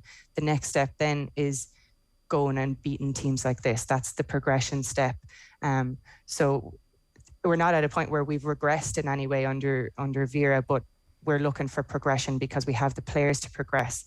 A lot of these girls have moved to the professional setup under kind of the instruction of the Irish team. Go and get yourself professional, and they're all there now. They're all doing their part. So then they need, in reaction to that, the manager to really have have her ducks in a row in terms of how we're going to approach this qualifying campaign, because it is a really, really tough group, but we're kind of setting the expectation for ourselves now that she's saying things are getting better, we're improving, and if we are improving, that means beating a team of Finland's stance and really putting it up to Sweden. All right, well, we'll find out on Thursday evening. Good stuff, Karen. Thanks a million for joining us. Cheers. Thanks a million. Bye. Karen Duggan giving us her thoughts there. That game, the Republic of Ireland versus Sweden, is in Tala on Thursday at 7 o'clock. And just checking, there's limited availability of tickets for that one. So I'd say it will be a sellout, or if not, close to it. And we'll have it live for you on Off the Ball on Thursday evening. Republic of Ireland versus Sweden, live commentary of that game and build up in advance of it as well. If you want to get in touch with us, 0879 180 180 is the WhatsApp number. You can leave a comment in the YouTube stream. Some quick comments for you. Let's be honest, United only signed Ronaldo, so City wouldn't, says Kieran Williams. Did they? Was it another City luring them into signing a player? And we didn't really want Alexis Sanchez. We were just offering him money, knowing full well that you guys were going to try and steal him from us because we've got a better scouting department than you do. Is the common theme here Manchester City allegedly playing that game, or Manchester United being a club that sometimes don't get the best out of their players? Like it was always interesting to me that maybe that Manchester City let Jadon Sancho go so young, and maybe that there was never going to be a possibility for them to re-sign him. But you'd wonder if he went back to City under Pep, would we be seeing a little bit more from Sancho so far? It's hard to know, isn't it? It is hard, but at the same time there are two varying paths here from Manchester United to Manchester City over the last couple of years, and one club is clearly getting, okay, they've got more money and they've got a better squad, but it's not a whole pile better. It's not like Manchester United are minnows in this conversation. You'd suspect that Ronaldo at City would be doing a better job. Looking forward to the comments on here from the Ollie fanboys, says Bonnie Hetmer. United could get Kante or Fabinho and still be terrible. The manager has an notion, says Bidu, and is the Newcastle job the ultimate poison chalice? Imagine being the manager who takes them down to the Championship. That would be a difficult one to, somehow crowbar off your CV at some point in the future, wouldn't it? Just looking up and seeing Ant and Dec shaking their head at you. What have you done? You've ruined my club. Patrick on Rory McIlroy says, isn't it amazing we have a man who represented Ireland in the Olympics winning his 20th PGA competition, but it's just not the same. The emotion from the public is just not there. I'm delighted for Rory McIlroy. Am I alone in that? No, it happened in the middle of the night. It wasn't a massive PGA Tour event. Some PGA Tour events are bigger than others. The one he won at the start of the season was certainly a bigger one. There was a much bigger gallery. He was much more emotional. Even when he drained his final putt last night, there wasn't that same level of outpouring. What happens in Vegas stays in Vegas? Well, yeah, that sort of thing. So I think there's probably a few different factors. It'd be like the litmus test for that comment is if he wins another major, what'll the reaction be like? That'd be a good tournament to go to, though. The one he wins, the Vegas one? Yeah. Because it'd be easy to get tickets. Well, that, and also what happens when it's over, you're in Vegas. You're in Vegas, yeah. It's like, what are you doing? Going to Vegas? Oh no, we're going to watch golf though. It's fine. We're just going to watch golf. No? Yeah, it's the perfect cover story. The cover story. Oh, it's going to watch the golf. Rory won last year, so we just need to go and see if he's going to win his 23rd, because he'll have won 2 in the meantime. It'll be like, it could be important for the money list. You should be open about your... A lot of ranking points on offer. You should be open about your affinity for a slot machine. OTB AM is brought to you by Gillette. Good morning. Start with Gillette. Put your best face forward with their new and improved razors. Still plenty more to come for you. We're going to hear from Quinny, and we're going to talk about the Plan B and why some of the provincial councils in particular don't think it's a good idea. We'd live commentary of Everton, West Ham and Newcastle's defeat to Spurs on Sunday's Off the Ball with Irish midfielder Jack Byrne and former manager Brian Kerr on COCOM. Brian called Everton's defeat to West Ham and afterwards spoke to Nathan about Solskjaer's future. Have a look.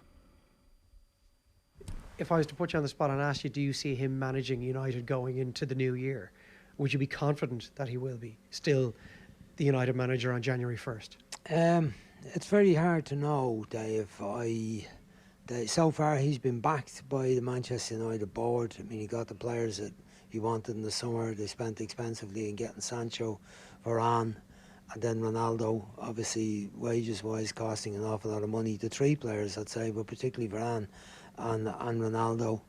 And I think he has said himself, it's now about winning trophies this season, that they've had all the other stuff there and thereabouts. Second place in the league last year, 12 points behind City, but a long way back, never really in contention to win the league. In a strange season, be it that there was no crowds at majority of the matches. The defeat in the Europa League final was a bit of a disaster for them, losing to Villarreal. Several other semi-finals along the way. So he has said himself this year it's about trophies now. He'd be expected to win trophies. Already in the league, I think they're 5 points off, not in a very good position. So you asked, will he be still there till the new year? I think it very much depends on the results between now and the new year. The set of fixtures coming up where they've got the likes of Liverpool, Spurs I think is in there too, Manchester City along the way, Chelsea Atalanta, as well. Chelsea.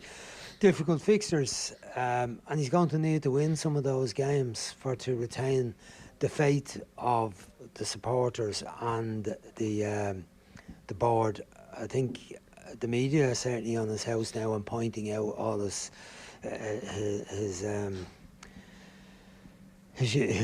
faults, I suppose, and his lack of ability to get the team playing the cohesive, effective way in the middle, in the back, in the middle, and at set pieces.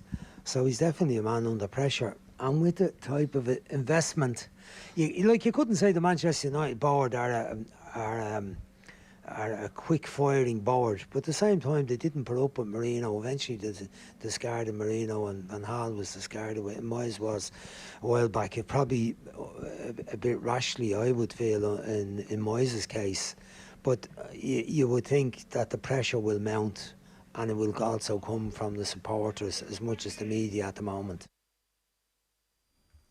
Yeah, pretty interesting stuff from Brian Kerr there. I think that we are heading one direction, and the only thing that's going to stop it now for Solskjaer is a few wins. And as we outlined a little bit earlier on, that schedule coming up is pretty unforgiving. So if you've got a view on Ole Gunnar Solskjaer this morning, we'd love to hear from you. 0879 180 180 is the WhatsApp number. It's 8:42. Cathal Mullaney is here with a quick update on what's going on in the world of sport. Cathal, where are we starting? Start with golf, Ger. Big win for Rory McIlroy last night on the PGA Tour. He won for a 20th time. The Hollywood golfer clinched the CJ Cup title in Las Vegas. That was with a final round of 6 under par 66. That was enough to hold off the challenge of Colin Morikawa by a single shot on 25 under par overall. McIlroy now becomes the 39th player to win 20 times or more on tour, and he says it's a milestone he's pleased to reach. It's quite an achievement. You know, I still need a couple more years on tour to get that lifetime exemption, but at least I've got the wins. You know, I was asked that question at the start of the week, and it is a pretty big carrot. You know, I think to get to 20 wins out here is a big achievement. So that was the Rory McIlroy speaking after his win at the CJ Cup, and Shane Lowry finishing there in a tie for 54th on 12 under. How good is this? Brilliant. Yeah. Second win of the year for McIlroy, and he's up to 8th now in the world rankings as well. And particularly after the Ryder Cup disappointment, it shows, I suppose, the character that he has to bounce back from that. And there's actually a couple of interesting clips from his wider interview that he did afterwards about speaking about trying to be himself and just focusing on playing his golf. He mentioned that he might have been trying to be something else and trying to improve his game in recent months. So very, very encouraging. What was he talking about? Well, who knows? Do we know? Is there something like trying not to be... What was all that? I'm not quite sure. I don't think anyone knows, and whether he knows himself or not, I'm not sure either. But I think the overall theme seems to be that he wants to simplify things and just play his golf, play aggressively. And some of the scoring was brilliant across the board in Las Vegas, with McIlroy in particular produced some really impressive scores and shots this week, and I think lots of encouragement going forward. But I suppose the currency that he and many others at the top of the game now trade in is majors, and that's really where he wants to increase his total. It's a good question. Who was he? One of the other books that I forgot to mention earlier on that he mentioned in that Kimmage piece was The Obstacle is the Way, which focuses on the writings of Marcus Aurelius. Maybe he was trying to be a Roman emperor for too long, and is like, actually no, being a golfer from County Down is absolutely perfect for me, and this is how things should be. It's very interesting. I'd like we were talking about this earlier, Carl, but like everything that McIlroy says is fascinating, and you'd love to just dig a little bit deeper into what exactly he meant there, what sort of headspace he was trying to get himself into, and why it didn't work. Yeah, you just wonder maybe from the Ryder Cup point of view, he was one of the more senior players on the team, even though he's still relatively young in his early 30s, but whether the pressure of trying to be a leader and provide some encouragement to some of the younger players and less experienced players played on his mind, because we all know that he didn't produce the form anywhere close to where he can play at in the Ryder Cup, which was disappointing from a European point of view because they really needed him to rack up the points. But maybe, as he says, simplifying things, playing aggressive golf will see him go in the right way. And he spoke prior to this week actually as well that he believes when he plays his best, he is the best in the world, and I don't think too many people will disagree with that. There are some suggestions that maybe himself and Pete Cowan aren't working as closely together at the moment. Is that happening? Yeah, that could be part of it as well, and that could be again part of the process that he's talking about in terms of not focusing too much on the technical and focusing just on playing some free-flowing stuff.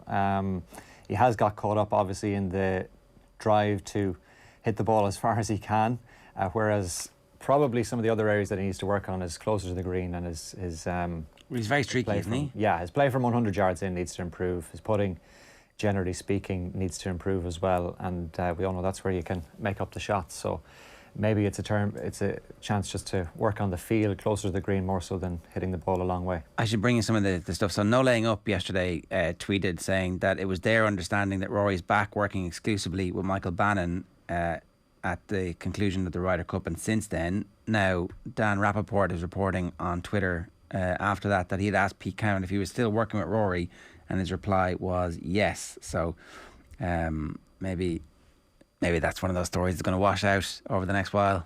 Rory's gone back to basics after having a little bit of a holiday fling. He's back, thinking, actually, you know what? It's the steadiness of the warm, familiar embrace. And maybe he was looking for something that isn't quite there, that that he doesn't actually need to make that many changes. And you mentioned that he is a streaky player. Golf in general is a streaky sport, and you will hit form at various different times. Yeah, it'd be great if his form came to him in April as opposed to October, November, December. It's like, oh, I'm playing the best golf of my life. God damn it, there's no tournaments. Yeah, but no, look, a win at any time of the year is reason for encouragement. So hopefully it'll be great to see him, as you say, next spring when the Masters comes around and when the majors are in full swing, that he can make an impact there. Okay, what's next?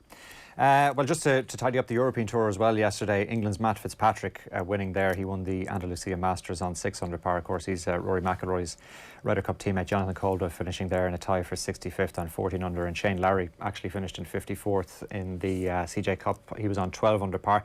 As for football, well, Newcastle boss Steve Bruce admits he doesn't know what his future holds after the first game under new Saudi owners ended in a 3-2 defeat to Tottenham yesterday. They're now second from bottom in the Premier League, having yet to register a win in 8 top-flight matches. Yesterday's game at St James's Park, of course, was suspended for over 20 minutes after a fan collapsed in the stands. Newcastle have confirmed that the fan is stable and responsive in hospital after receiving medical attention at the ground. The result means that scrutiny will inevitably increase now further on Steve Bruce. It was expected that the Newcastle boss would be relieved of his duties prior to yesterday's match by the club's new owners, and he admitted afterwards that he's uncertain about what the future holds, with the club struggling in the bottom 3. The new owners have been very respectful. I can't say enough of them, of the way they've gone about their business over the last week, 10 days. But, Rome wasn't built in a day, as they say. So we've still got our frailties as a team, and it's up to me in the near future anyway to hopefully get better. So that's Steve Bruce speaking yesterday, and in yesterday's other game in the Premier League, West Ham beating Everton by 1-0 at Goodison Park. Tonight, Arsenal play host to Crystal Palace. That fixture sees Gunners legend Patrick Vieira returning to his old club. Kickoff for that one at 8. While here at home, an important game in the SSE Electricity League Premier Division this evening. The leaders Shamrock Rovers can take another step towards the title. They take on Dublin rivals Bohemians at Tallaght Stadium. That kickoff is at 7:15. All right, we done? In snooker, Mark Allen had a big win in the Northern Ireland Open. He says it's a success he'll never forget. The Antrim man clinched the title last night with a 9-8 win over John Higgins in Belfast. This was actually a really impressive performance from Mark Allen, because Higgins moved to within a frame of victory at 8-6 in front. But Allen won the last 3 to claim the Alex Higgins Trophy. His previous best in his home tournament was a quarter-final appearance in 2016, and it capped off a very memorable week for him, because he did make a maximum break of 147 in the opening round. And just a line as well on the cricket, because Ireland begin their World Cup T20 campaign later this morning. They take on the Netherlands in Abu Dhabi from 11 o'clock. All right, Carl, good stuff. Thanks a million for that and for joining us this morning. You can read more from Call Across the Day on OTBSports.com. It is 8:49 this morning. We can run you through the sports pages. We can start with OTBSports.com. McIlroy, a winner again with milestone CJ Cup success. I presume he won £1 million for it. It's always £1 million. Yeah. Yeah, it's $1 million, right. I went to the referee to say, look at this, stop the match. Reguilón Kane, that's them talking about the fan at the game in St James's Park. Stephen Kenny to be given contract extension by the FA. There's reports in yesterday's papers that all he's got to do is avoid disaster against Luxembourg. David Ginola on how to administer CPR and the story behind how it saved his life. I'd completely forgotten the Ginola aspect of that. And then obviously the news broke yesterday about that game as well. So we can run you through some of the back pages. Philip Lanigan has done up a piece on the debate that was had on the radio yesterday between... It wasn't actually a debate because Brian McAvoy did a one-on-one and then Tom Parsons did a one-on-one. Basically the same interviews that they'd done with us the previous week. Reform would be a disaster. Harry on song as Spurs spoil Toon party, and friends still fuming over inexcusable mistake. We're going to talk rugby with Alan Quinlan in just a moment about that. Nemo run out of road, so Nemo are out of the Cork Football Championship. Manchester United can't continue on goodwill and fond memories. That seems to be all they have at the moment. As I pointed out earlier, a picture of Jamal Khashoggi on a billboard outside St James's Park, reminding the people who were going to the game about the connections that the new owners have with the murder of the journalist Van Gran Coy on Murray's return. This is not great news from an Ireland perspective about Conor Murray still not back. Tyne and weary, Bruce wants his future sorted as party falls flat. 1,000 games for Steve Bruce as a manager, which is a pretty remarkable achievement, particularly considering how mediocre a football manager he is. Like, let's face it, the fact that he's managed to get to 1,000 games is absolutely unbelievable. Nev, we're lazy. Manchester United stars have been slammed by Gary Neville, who claims their title rivals are on a different planet. What a mess. 300 million with Toon still can't buy a win. Fans demand Bruce axing as his 10-man slump to Spurs in front of stony-faced owners. And United fear round 2 in furious fan protests. What are the fans protesting? The team not being very good? They're not protesting the Super League anymore. Team not being very good. Glazers ownership, I assume, will come up. Maybe they want Saudis coming in. Give us our Middle Eastern. Because obviously the Glazers have just taken over. This is new news, right? Like we did, it's an interesting one when you talk about the sort of difference between maybe Newcastle United and their fans and them being in complete adoration of their new owners and Manchester United's relationship. It's given the quite obvious differences there. The Glazers are far from whiter than white, but it's just interesting that it's the Saudis who'll probably have a warmer place in the hearts of their fans than the Glazers will ever have. And whether or not that's ever going to come to an end in the near future, I'm not so sure. Never on the back pages anymore, but on the front pages, Conor assault claim Mac punched top DJ at 5 a.m. party in Rome. The Italian yob. That might be tab of the morning to you. That's the front of the Irish Sun. A top Italian DJ has accused Conor McGregor of punching him in the face at a party in Rome. They had been out together. And then McGregor punched me at party. Fighter accused of assault after celebrating son's christening at Vatican. So there are pictures from the Sistine Chapel, but an Italian DJ claims Conor McGregor punched him in the face, breaking his nose. Francesco Facchinetti alleged he was attacked in the early hours yesterday at a plush hotel. We welcomed him as a hero, and instead he's just a bully of the worst kind. Is the front? That's the front of the Mirror. Tyne Bandits. Time Bandits. That's the pun on the back of the Star, and they also have a picture of Balnamore's superheroes. Mick is on the brink. That's the story about that one as well. So, if you were watching OTB AM this morning on the Off the Ball YouTube channel, if you are watching indeed, welcome along. OTB AM is live every morning from 7:30. We're Ireland's home of debate, analysis, breaking sports news and reaction. If you're new to the channel, please subscribe and hit the notification bell. If you're not new and you have subscribed, or you've not subscribed, then please do. We really appreciate your support and your comments. So do get in touch and we will read them out. Alan Quinlan, good morning to you. How are you? Morning, lads. How are you? We're better than the Connacht supporters, the Connacht management and the Connacht players, because they believe that they got robbed on Saturday night. Were they robbed? Well, you're referring to the try that Chris Cloete scored. When you look at obviously when you look back at the footage, and when I was watching the game, I thought, God, they're going to look at this and it should be looked at, and it wasn't. And certainly in the replays, and there's a lot of still shots from people online. It looks like Tyburn is ahead of the kicker, and there's a couple of things here, Ger. Obviously, if that happened to Munster, they'd be freaking out. So Connacht have every right to be unhappy about it. And Andy Friend spoke about it at length after the match. This isn't VAR, so I watched it back about 50 times, and I still think Tyburn is ahead of the kicker, but there's a small argument to say that some of his leg was back over the 10-metre line when Scannell kicked the ball. And, you know, the big VAR debates in the soccer last year were about your body being over the line. If any part of your body is behind the line, in this instance, you're onside. Then there's another argument from someone else online that Chris Cloete brought him on. But the law states that if you're ahead of someone who kicks the ball and you're being brought on, you have to look like you're retreating initially, and then you can turn around and run forward. But I still think it was offside, and I think the problem here is it wasn't looked at. If this was looked at and watched over a number of times, and then the try, just hypothetically, the try was awarded, well then you'd have to award it, finding some evidence that he wasn't ahead of the kicker. And I think the evidence is fairly compelling that he looked like he was ahead of the kicker. So it was controversial, there's no doubt about it. And as I said, if that happened to Munster at home, you know, the fans would be in uproar over it. So it was a strange one that it wasn't looked at, and it was something that was should have been looked at least. And then, if you, as I said, if you find that situation, some part of Tyburn's body was behind that line when Rory Scannell kicked the ball, but it should have been looked at and it should have been poured over. Andy Friend said afterwards, and this is interesting, I thought the yellow card for Sammy Arnold was a very harsh call. I then thought, in fact I know, when Joey Carberry puts the crossfield kick in, you've got Tyburn offside, it doesn't get looked at, it doesn't get poured over in the same manner. I'll let others decide.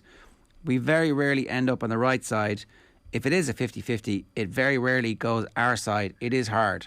Well, they got a big 50-50 call last year in the Rainbow Cup, so he forgets that, where there was a knock-on at the breakdown, and Joy Neville was the TMO.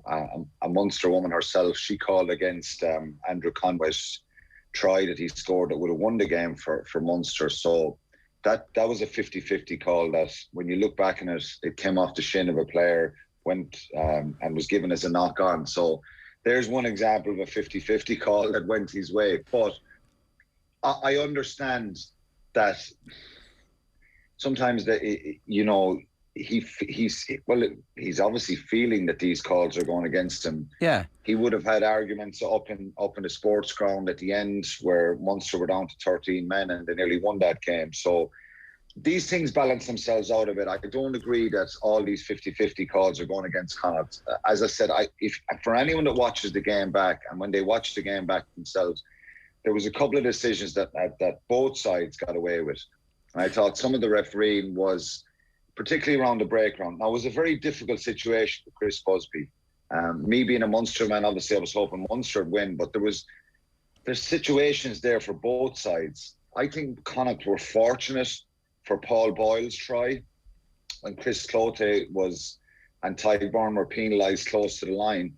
That's one that can go either way. I'm not saying it wasn't a penalty, but Tyburn got penalised there for not rolling away quicker. When I look back on that a number of times, he doesn't have any material effect in that breakdown. He's trying to get out there. Chris Cloete is locked onto the ball. That could very easily have been a penalty to Munster. It was awarded to Connacht. They score a try. Well, so there's certain things. So I don't agree that all these 50-50 calls are going against. Let's zoom out a little bit then and kind of try and put this in the context of some of the other stuff that's been going on. So Jake White had his comments about people only end up being a Connacht, and I'm paraphrasing here for all the lawyers. Jake White essentially was saying people only end up at Connacht when they can't get contracts at Leinster and Munster. And Andy Friend was like, I've had enough of this. I've had enough of people saying that. That's not true. And it's really annoying when that happens. And here he is out afterwards talking about, it feels to me like they're building a siege mentality, and they're very close, notwithstanding the fact that it took an offside try to win the game and a last second penalty. last second conversion to make sure that they don't draw the game, and they missed their own conversion, which hits the upright. They're like a hair's breadth away from actually winning a Thomond against the full strength Munster team. Correct. I think it's a really impressive job that he's doing, and I just hope it doesn't get derailed. Yeah, absolutely. And look, we, like I said before, and particularly in the earlier years in Munster, we had that kind of siege mentality that everyone was against us. And do you want that situation? Not all the time. Sometimes when you go to the perceived bigger clubs, you want to kind of create that mentality that everyone's against you and that you're going to have to work doubly hard. It ignites the players and all that stuff. Andy Friend is incredibly impressive. He does not have the same resources as the other provinces. That's a reality. R.G. Snyman and Damien Deal are not signing in Connacht. There's a contrast there. And he's done a remarkable job. I think he's really positive. Close people I would have been played with and coached by. Mossy Lawler, Colm Tucker is there. They're doing a brilliant job there. And look, I can understand their frustrations, but like any game, Ger, I don't think it was blatantly obvious that all these 50-50 calls were going against Connacht. There was certainly, on occasions, things went from where they put incredible pressure on Munster getting off the line. They obviously had a plan from that 13 channel inwards to go so aggressive that to stop Munster. And this is Munster's issue about their creativity in the middle of the field, which was non-existent the other night. And they've got to learn how to deal with that kind of pressure and that line speed. And, how many times did Munster get in good positions in the game where Connacht just forced knock-ons, got Conor Oliver's turnovers. They were brilliant. They were so uber aggressive. And they've got to do that every week. And it's hard to get that emotion high. So the big call is the try. And that's a significant one. Yeah. The two tries that Connacht scored, the Sammy Arnold one or the Paul Boyle one, like I said, could have went the other way. And the other one then is the block down from Jack Carty. So even though they had a lot of pressure in that first half, they didn't create a huge amount of chances. But what they did unbelievably well is they brought a real attitude and intensity and an aggression, which frustrated the life out of Munster. And they had some huge moments in that game. It was interesting listening to them afterwards that's what they've got to try and bring every week, because unfortunately for them, they put themselves in a tough position now because they've lost 3 games, that's probably the most frustrating one because they can get up for this Munster game, but they've got to get up for other games and they can feel hard done by what that try should have been looked at the other night. There's no doubt about that. It should have been looked back over, and I agree 100% with Andy Friend on that decision. On the back of his performances so far, Alan, is Jack Carty now Ireland's number 2 out half? Well, if you're talking about form on, his performance the other night was brilliant. I think his control, his kicking game, his overall contribution throughout the whole 80 minutes was fantastic.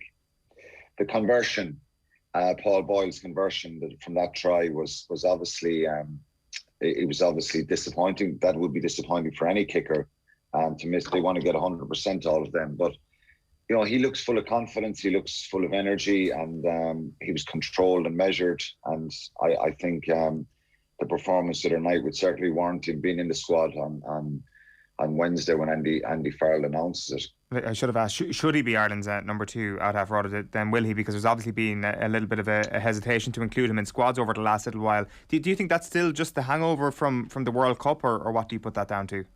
A little bit, yeah, it is. And consistency as well. I think there's times where he wasn't picked for Connacht since that World Cup and that his form dipped a little bit. We know from out halves, confidence is really important and key. There's a lot of pressure on decision making and it's that control and composure and sometimes what your forwards do in front of you. So I think he should be. I think if you're picking on form, but you can't, Joey Carberry is just not going to be this removed from the equation here. I think he's such a talented player. That talent is there and it's not just disappeared. His performances are below par. There's no doubt about that. And I think Jack Carty deserves to be up there as the number 2 at the moment because of the way he's playing. But Andy Farrell will try and figure out a way to find that mojo for Joey Carberry as well, because I just think he can't. There's 2 choices here with Carberry. I think if you there's something going on there that he's trying to find his way back. He had moments the other night that were very good, and then he made some errors and mistakes. But I think you've got to work with him. You've got to make sure because he is so talented. But like I said, like the question you asked me, Jack Carty, I think he has to be in there and right in the mix because of that form and what he did the other night. So it's a difficult one, right? We work back from the World Cup and everybody is still fairly confident that Sexton is going to be around for that. And then after that, it's who else do you bring? By not picking Jack Carty in this squad, you're sending a message to people that no matter how well you play, you can't get into my squads. That's not a great message to send out in terms of competition. By sticking him in, do you electrify everybody and go, right, actually, I've been away from the squad for a while, but I can force my way back in? Even if you don't think he's going to make it, or if you think he's not going to make it, do you just say, I don't think he's going to make it, and I'm going to give that room in this squad to one of the other out-halves who might make it?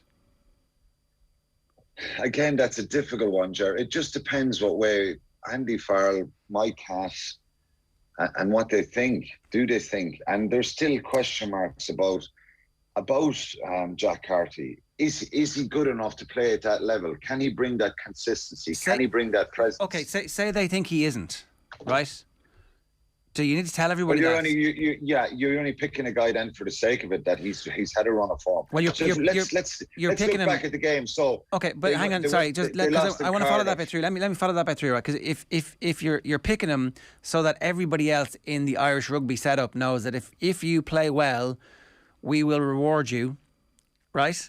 Is it 1 game or 2 games or 3 games, Gerard? They lost against the Dragons last week. They were dreadful. Do you know what I mean? He played very well in Thomond Park. He's a very good player with huge potential. They've got to make a decision on, and it's so relevant as to what you're saying. Is he good enough? Does he have the credential to get to this level and play here consistently? Or are we filling gaps? You've Harry Byrne, Ross Byrne, Joey Carberry, Billy Burns, Ben Healy's come into the equation. So there's a number of them there that are well below Johnny Sexton, and that's our reality. So okay, but I was going to say the Ireland selectors thought that Billy Burns was good enough to have that role. You'd have to say Jack Carty is a better player than Billy Burns at this point. Yes, yeah, he is, and he has that potential. I see it, and there's more to come. I think around control and composure and physicality, all that kind of stuff. We haven't seen enough of it. The World Cup didn't go well for him and for Ireland, and maybe he was made a bit of a scapegoat. Of course he has the talent, you would think, to get to that level. But it's about bringing a presence there, being really physical. You can't play international rugby and be passive and, have a couple of weaknesses in your game. We've been blessed with Johnny Sexton, the physicality. Nobody really tries. They've tried for a long time to run down that channel, but nobody gets through Sexton there. If you have a kind of I think the rest of the fly halves underneath him, are they as physical? No. And it's one glaringly obvious difference between Sexton and the rest is obviously his control and his overall talent.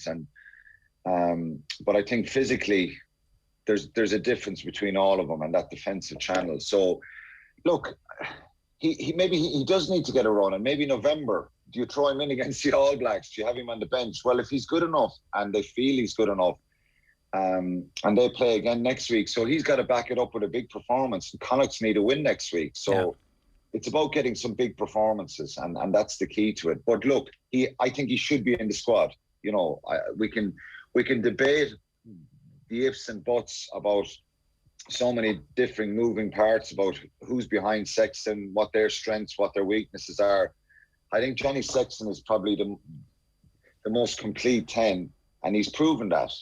And there's a massive difference between him. Some of these younger ones, Jack Carty isn't a kid anymore, but I think what happened at the World Cup probably set him backwards. if he can get some consistent performances and get into the squad, I think it's really important for his confidence, because if he was good enough to go to a World Cup, there's obviously talent there and there's obviously ability there. Can they harness that and get it out of him on a consistent level? Well, that's the challenge for them. Yeah, I think scapegoating him for what happened in the World Cup is like very unfair, ridiculous, absolutely ridiculous. And you know what? I just think, in fairness, he did an interview after the game, and I just think he's very humble. Seems like a lovely fella. Seems like someone who'll bring a load of positivity. So he deserves a break. He deserves a chance here. So hopefully he gets that. And I'd love nothing more than to see him excel and drive on here, because he is a top quality player. I think it would be good for Connacht. It would be good for everybody else who's on the fringes of the squad, who think that actually everybody who's not getting picked thinks that the coaching ticket has favourites. This would be a real chance for everybody to go, there's no favourites, we're hitting a reset, the World Cup is on the horizon, but in the meantime, prove that you're worth your place. And there's good form, man of the match form, against a direct rival. You got to say, okay, yeah, well, that was a brilliant trial that you've done. You're in this week, and I'm not guaranteeing you that you're going to be here next week, but keep coming and keep improving. And I think that's really important in terms of selection. One other thing we wanted to ask you about was the back row at the moment, because obviously so many players are playing well. We had Caelan Doris playing 6 at the weekend and Jack Conan playing 8 from Leinster's perspective. Leinster again imperious. What's your first choice back row for Ireland at the moment? Oh Jesus, that's a hard one, Ger. I think Doris has to be in there, and obviously with Jack Conan coming back from the Lions, I think, and what he did over the summer kind of has increased his profile, if you like, and his playing ability and what he can do at the top level. Josh van der Fleer has been playing well. He seems to have added to his game with the carrying. Nick Timoney was superb for Ulster, and he has been superb at the start of the season. He got capped over the summer. He's a different type of a 7. If there's a real powerhouse type 7 there with, we probably haven't seen that kind of. He reminds me a little bit of Sean O'Brien, Stephen Ferris type power and strength. And David Wallace comparisons already this weekend. Yeah, and Wally, yeah, and what kind of ball carrying ability they have. Is he an out-and-out 7? I'm not so sure. I don't think he's this fetcher that's going to be in every breakdown, but he's very, very powerful. And I think what he's done, I think Gavin Coombs is someone that I think he had a quiet first half the other night, very quiet. And I was a bit disappointed, because I think the door is open for him to push on to that level now. And, he's a try-scoring machine. And having someone on your team like that who can score tries, I think he'll come into the equation. It's very difficult. Peter O'Mahony, what he brings in the line-out. Oh yeah, I forgot about him. Will he be someone off? Will Peter O'Mahony be someone that's? I think he's going to be in the squad. Will he be off the bench? Will he be someone who'd be around for that leadership role as well? So if you go for the young guns, I think the Leinster back row that played the other day could be the starting back row. But then other people might argue that you're playing 2 number 8s there, Doris and Jack Conan. It's very difficult one. It's a very difficult one. I think Coombs and O'Mahony will certainly be in the squad. Okay. And I think Nick Timoney, but probably we're putting the 3 Leinster players in the moment are the ones in the driving seat. We're going to put you on notice. I sprung that on you. So we'll give you a little bit of time to go off and do your homework, and we'll get the depth chart, and then we'll polish it off, because I think it's the most competitive it's ever been, and it's always been our most competitive slot. We haven't even talked about Levy coming back, and it's we need to see him get back to his form, but you got to have room for him if he gets back to his previous level. So Alan, we'll leave it there. Good stuff. Thanks a million. Cheers. Thanks, lads. Alan Quinlan there, host of the brand new Red 78 podcast from the Rugby channel. You can hear that in the OTB Rugby podcast feed, or just search for Red 78 wherever you get your podcasts. Best place is on the OTB Sports app these days, and of course the Rugby channel. You can get it on YouTube as well. Some breaking news from the world of football. Robbie Brady has found a club. He's signed for Bournemouth, who are currently top of the championship table. It's a good move. Bournemouth is the new Ireland. I mean, we've got Mark Travers, we've got Gavin Kilkenny, we've got Robbie Brady to watch every weekend. Good footballing team. We've got Scott Parker moulding the next generation of Ireland stars. Maybe Scott Parker could be the next Ireland manager.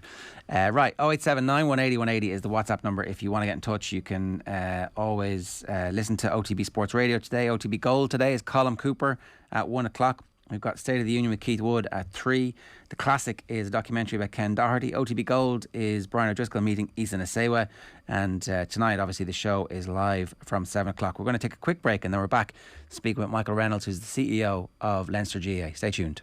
OTB AM.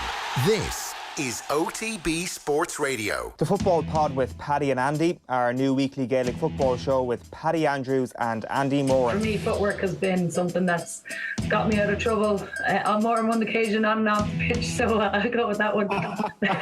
We can relate to that, we all can. We can all relate to that. Got to be sharp around town. I live on the north side now, so I definitely do. Yeah, exactly, yeah. Welcome to our side, Hannah. Download the OTB Sports app and subscribe to the GAA podcast feed now. Radio and audio in Ireland has never been more powerful, more effective, or had more opportunity for growth. And now Radio Centre Ireland is here, we're looking to accelerate. To do that, we're looking for a CEO with a focus on increasing advertising investment and championing radio's unique advantages that make it so effective, flexible and impactful. We need a candidate with the experience, credibility and vision to lead, drive, influence, shape and grow this industry. Someone who will be our voice, representing and promoting radio to commercial partners and agencies alike as a medium that delivers return on investment. If that's you, we want to hear from you, and we know we will, because radio works. Apply now. Visit radiocentreireland.ie. OTB AM. With Gillette, put your best face forward with our new and improved razors. It's 9:15. I'm delighted to say Michael Reynolds, the Leinster GAA Secretary and CEO, is with us this morning to talk to us about Special Congress next week. Michael, good morning to you. How are you? Very good. Any Ballinamore man have been great for him, Jared, this morning. Well, there you go. That's a great place to start. So see what happens when you put teams of equal standing up against each other. We'll watch it. No matter what level the game is at, we're all going to be consumed by it because two teams going at it with something meaningful on the lines. What's not to love about it? Absolutely. Well, more importantly, it's club, which we're all about. And it was when it's club football, that's far superior than anything else from attitude and commitment and parish and all the rest of it. So we are flying it anyway in Ballinamore this morning. And if those young fellas and some of the outlads want to go on and represent their county, wouldn't it be great for them to have the opportunity to play deep into the summer? Well, see, club football plays deep into the summer, so the split season now would question what you're after saying. I mean, for their counties. That's what my point was. But if they want to go on and dream of playing for their counties deep into the summer. But so they can't play deep into the summer now that we're on the split season. Well, you know what I mean. The same length of time as everybody else. And I personally, I think May is summertime. You'll have to forgive me my seasonal. I'm a May baby, and I always thought this is the start of summer. So May and June football for those Leitrim lads shouldn't be a dream, should it? No, it's not a dream, and the present system is not a dream either. But I take your point. I know what you're saying. The bottom line is that if proposal B is what you're referring to, I take it. It is, yeah. Yeah, it's finished the 2nd of June, except for the teams that go on. There'll be 8 or 10 teams finished on the 2nd of June. But there's nothing wrong with adjusting the whole system. So proposal B, yes, the 2nd of June is when counties a number of counties will finish. Then I think it is by the 18th or the 19th of June, that weekend, in between the Tailteann Cup and the Sam Maguire, there'll be only 8 counties left, 8 or 10 counties left anyway. So we're talking up to the middle of June. So I picked up someplace over some media over the weekend talking about All Irelands in August. Well, that's not going to happen with the split season. So I understand what you're saying about football up to the end of May, yes. But there's nothing wrong with having a round robin or whatever within the provinces, which, Jerry, you might remember, Leinster tried a few years ago, and there was an appetite to allow the provinces to do their own thing. Unfortunately, we didn't get, at the time, 2/3. We got, if you remember, 61.3%, I think I heard being said on your own station or some station in the last fortnight.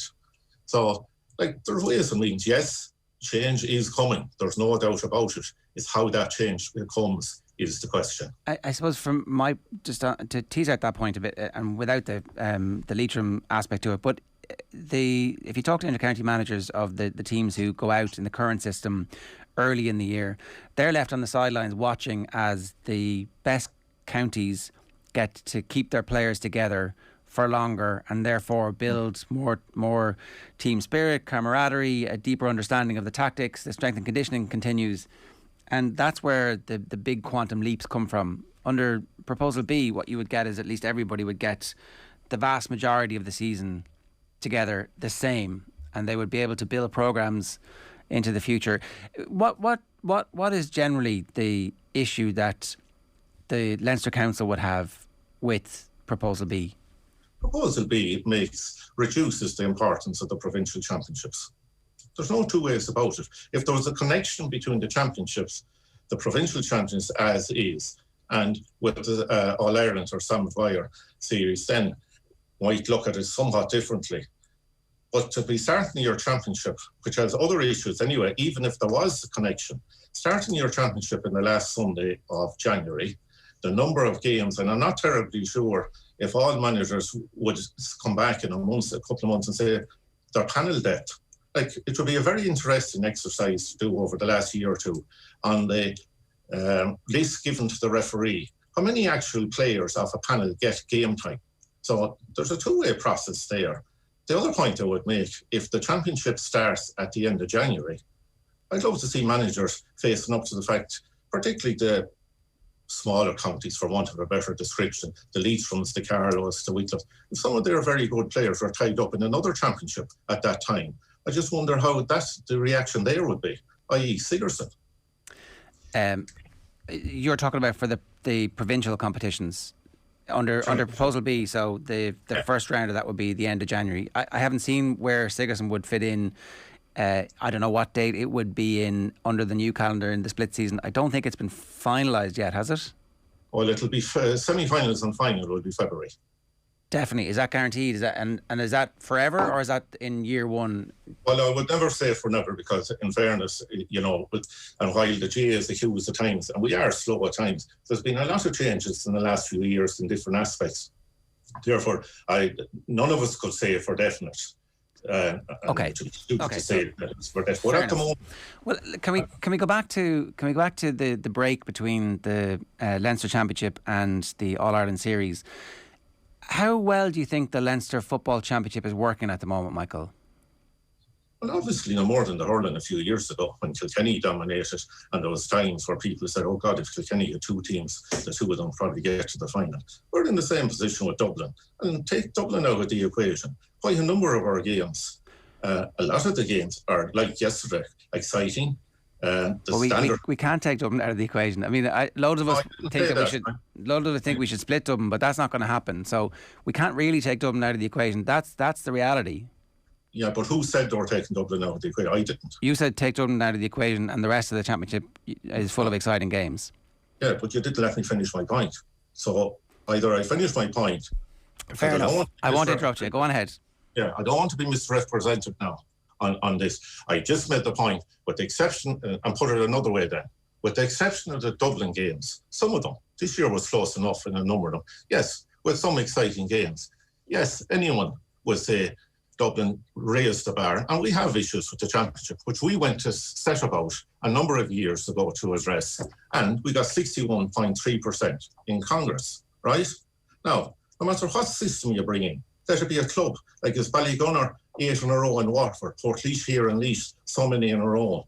As you know yourself in Kildare, I think Athy winning was the first time in years the trophy left Newbridge. So where do you draw the line of, oh God, such and such a crowd are winning so much, we better do something? Of course you can do something, and do something, but it doesn't guarantee in sport that everything will be perfect, no matter what system you bring in. So a few years ago, we wanted the right to be to the provinces, all 4 provinces, have the right to run the championship as they saw fit, if you want to use that expression. We in Leinster were looking at, and it would be very much on the cards again, if nothing happened, if we're with the status quo come next Monday morning, it's very much on the cards that Leinster, given permission, will look seriously, very seriously, at a round-robin system for up to 7 of our counties. Okay, so could you explain how that would work, just so that we get that out on the table so everybody can have a look at it? Right, well, what we looked at before was, and to be something similar, you have 2 options going. The 4 counties that got to the provincial, say if this came in 2022, okay, the 4 counties that got to the provincial semi-final in 2021, Meath, Dublin, Kildare and Westmeath, will get a bye to the quarterfinals. The other 7 will go into a group of 4 and a group of 3, get their games, and the top 2 in each group then would move on to the quarterfinals, and you take it from there. An alternative version of that, now that would work if we continued the system that we have of a seeded draw. An alternative to that would be, well, it would be a little bit later to do in a given year, that you'd wait for the league of the championship year. So you'd wait for the league of 2022, and the top 4 Leinster counties there would get the bye, and then the round robin system. So you would get the perceived weaker counties, okay, will get at least 2 games. If you're in a group of 4, you have 3 games. In the other group, you have 2 before you go in and play. And no more than any of us in the quarterfinals. There's no point in me trying to dress it up. The reality is that all want to be Dublin, and maybe Dublin is coming back to the pack, or the pack is catching up with them. So that's a couple of options that certainly Leinster would look at very much. And obviously, it's not my business to comment on what other provinces might or might not do. Why not do that in January, February? And why not? What's your point? That's a good format. Why can't that work as the provincial championship being the curtain raiser to the entire year? No, it won't. Absolutely not. Why not? Absolutely. Why not? Who would play at that time of year into a championship and be preparing for another championship literally later on? First of all, the very fact that we're all this morning discussing the World Championship, Sigerson of reference. What about under 20 football? That's at least one manager packed it in last year over Hassel, right? That's 2 points. Now, the third point I would make is the 4 provincial finals are scheduled to play around the 2nd of April with nothing at stake. And yet... A trophy at stake, medals and trophies. That's what... Live in the real world, lads. Live in the real world. Michael, right? Players want trophies and medals. Michael, do they not? Honestly, we're not in any way being facetious here. I honestly believe you are actually. I am not being facetious. I firmly believe that people enter competitions, players enter competitions to try and win trophies and medals. They get hats and they celebrate and they go, and that's the reality of all the sports that we've ever seen. So you're equating the O'Byrne Cup then with the Leinster Championship? I mean, no one's saying it's going to be the O'Byrne Cup. It's the same trophy. It's still going to be the same trophy that Kildare won in 2000. I remember a massive crowd celebrating an O'Byrne Cup. It won't actually be the same trophy. Sorry, trophy competition. When Kildare last won the Leinster Championship, they went on to an All-Ireland. So it's not the same. It's the same trophy. You win the same trophy, you get a medal. And actually, I do remember an O'Byrne Cup triumph that Kildare celebrated wildly because we thought that it was a precursor to something better. Yeah, well, we do always, don't we? Oh, no, I think that's the cloud now. Michael, can I just... We're dreamers, Michael. We're dreamers. Yeah, I have connections in the tie, so don't say too much. Mike, just your point on earlier in the year, like the point about the Sigersons and maybe the under-20/under-21s. Yeah. Has the National League not been competing with that for years? Oh. The National League has thrived in recent years. It's become the best competition in Gaelic games. Yeah, you're absolutely right, thriving. And go back into your counties, lads, and look at leagues. There are very few rows over playing leagues without the full squad. You mentioned the World Championship, and let that be under 13 or adult. And by God, the blood pressure goes up fairly fast. So now, turn that another way. So Laois, Carlow, Leitrim, any of us are going out, even Kildare and Meath are going out to play in the Leinster Championship in the first or the last weekend in January and the first weekend in February. Hang on here, lads. There's Sigerson. Some of these lads want to play Sigerson. Who's going? And you know what I mean? That's where in league we don't bat an eyelid. But by God, believe me, lads, you mentioned the World Championship, whether you're juvenile or higher up, you are on a different planet altogether. But your main opposition to this is because there are some college people who are going to have to make a decision between playing Sigerson and between their county. And no link to the All-Ireland. That's the main thing, is it? Everything. It's all part of a package. I mean, you can't ignore either. We cop on, and either Sigurdsson is important. Well, I think you could make a rule, couldn't you? And maybe you could bring Sigurdsson, so year 1, year 2. By the end of year 2, you're like, actually, Sigurdsson needs to start last 2 weeks of December and finish at the end of January. And I think there's big brains who could work out the scheduling of it. And then you make a rule, if Sigurdsson goes on for whatever reason, that players who start the Sigurdsson competition can't be selected for their counties in their provincial championship until after they're finished at Sigurdsson. And there's a certain number of games, and we manage load because we're concerned about burnout.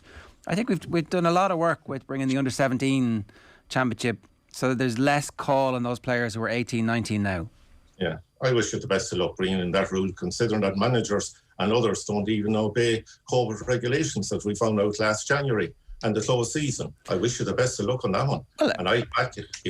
Now, another point about December, don't forget a lot of third level, and this is part of the problem. Problem in inverted commas, it's not third level do exams in December. And that's an issue for them. But look at everything, throw everything out on the table. Let there be consensus. But there's no point having consensus, lads. When people are walking out of a room straight away, Jesus, how can we get around that rule? There's never not going to be a clash between the Sigurdsson Cup and a meaningful competition because of what you said. You can't play it in December because of exams. It's always going to start after Christmas. But can I just ask you one question, Michael? When you look at Proposal B, let's look at this in a glass half full way. What are the positives about it? What's striking you as something that possibly part of you could get behind? They're as part of a bigger package, the round robin. At least, as I said to, I think Tommy and myself early in the week when we were chatting about this, said at least it has a discussion going. It's reactivated the Leinster idea under when John Horne was chairman at the time. We got 61.3% to look at a round robin format. That was the way we were thinking. We were asking, like in the minor, we got another motion through 1 year about allow the provinces the freedom to draw their championship as they see fit. Okay? So at least it has reactivated that. And I would be very, very surprised. And I know I've heard that some people are of the view if nothing happens Saturday, it could be years. I don't think so. If nothing happens Saturday, we're back to CCC, as has already been said, will be going to Central Council, say, scrap the Super 8s, and go back to the qualifier for 2022. But I will be absolutely amazed, lads, if we are on the status quo from Saturday, if Leinster don't move straight away ask the other provinces to come together and get the rule that doesn't allow us to round robin, give us at least the opportunity to do that and have a good examination of that. I think I take the positive from it. At least it has got a debate going. Well, so it seems that there's consensus among players. There's a load of managers have come out and said that they're in favour of this. It's the provincial councils now who I think have uniformly all come and said that actually they're against Proposal B. Isn't it bizarre how the players who are playing in this competition and the provincial bodies are at loggerheads over this? Bizarre, Sean. That's the debate. Like managers. But you guys all agree with each other. That's the bit where there's consensus amongst the provinces and there's consensus amongst the players. Yeah, how many players? 80%. Of what number? Of the inter-county players. How many is that? There's 2,000 members of the GPA, so is it half of that for hurling? Or maybe it's not half, maybe it's 3-1, 4-1, 3... I don't know what the numbers are. But the majority, do you dispute that the majority of players are in favour of this? A minority of players are in favour. A majority of a minority. They're all club players. Some go on to play. But we're not talking about the club game here. The club season has been looked after. We've split the seasons. So we're talking exclusively about the inter-county game here. So the majority of the inter-county footballers are talking about their careers and they're at loggerheads with the provincial councils. The provincial councils are at one on this. Yeah, I didn't say I was talking about club season. I was talking about all players are club players and some of them are lucky enough to play for their county. Grant, I would be fascinated. That cohort are in favour of Proposal B. I would be fascinated in the views of players and panels who get no game time. I'd be fascinated with that view. Who are you talking about? Inter-county players? Well, would you go and check team lists and see how many of a panel of 35 to 40 actually get gaining meaningful time with their county? Be an interesting exercise, lads. Okay, but I don't know what that's got to do with Plan B, to be honest. Plan B brings more games, more opportunities for them to play. Would there? Yeah. Would there? Why? Because you're playing your provincials in a round robin format, so that's a league format, and then you've got the league as your championship in the summer. So it absolutely does add more games to your own calendar for every county. Yeah, it adds more calendars. The different things of adding games to a calendar and giving fellas more games. That's I'm not sure that the maybe those players are a voice that is unrepresented in this, but it doesn't. I'm not quite sure how the current system, if the current system persists, they're actually going to get more game time either into the future. That doesn't seem to be a problem that's going to be solved by either the status quo or round robin in the provincials or a change to Plan B. So it seems like a bit of a red herring for this conversation. My point was... No, I think it is. It may or may not be. Well, the point I'm making is... Well, how are you going to fix it? There's no such thing as fixing what a manager will do. Managers will go out to win, and you alluded to it earlier. You were talking about trophies and medals.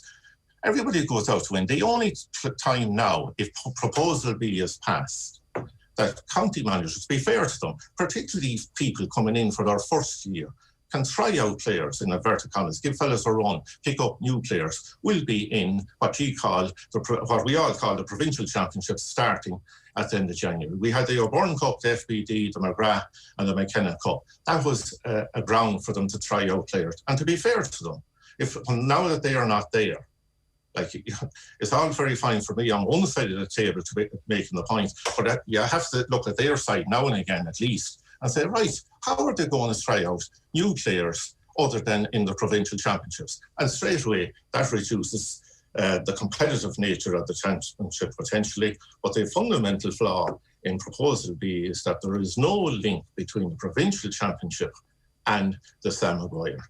That's number one. And number two, effectively, lads, it'll be the pre-season, because by definition it is the pre-season. There's no other competition for them to try out players. And if the provinces were given work on what we tried a few years ago, I have no doubt, and in fairness to everybody, GPA, Tom Parsons, the managers, county committees who have to run the show, and while we all talk about the commitment players and managers and backroom teams give, remember, lads, in the vast, vast majority of counties, it's run by volunteers who have a life as well on the whole scene. So the whole package, and I have no doubt, I have no doubt that this debate, if one way or the other, will continue after Saturday, because it has to. If we remain with the status quo, I absolutely agree with you, lads.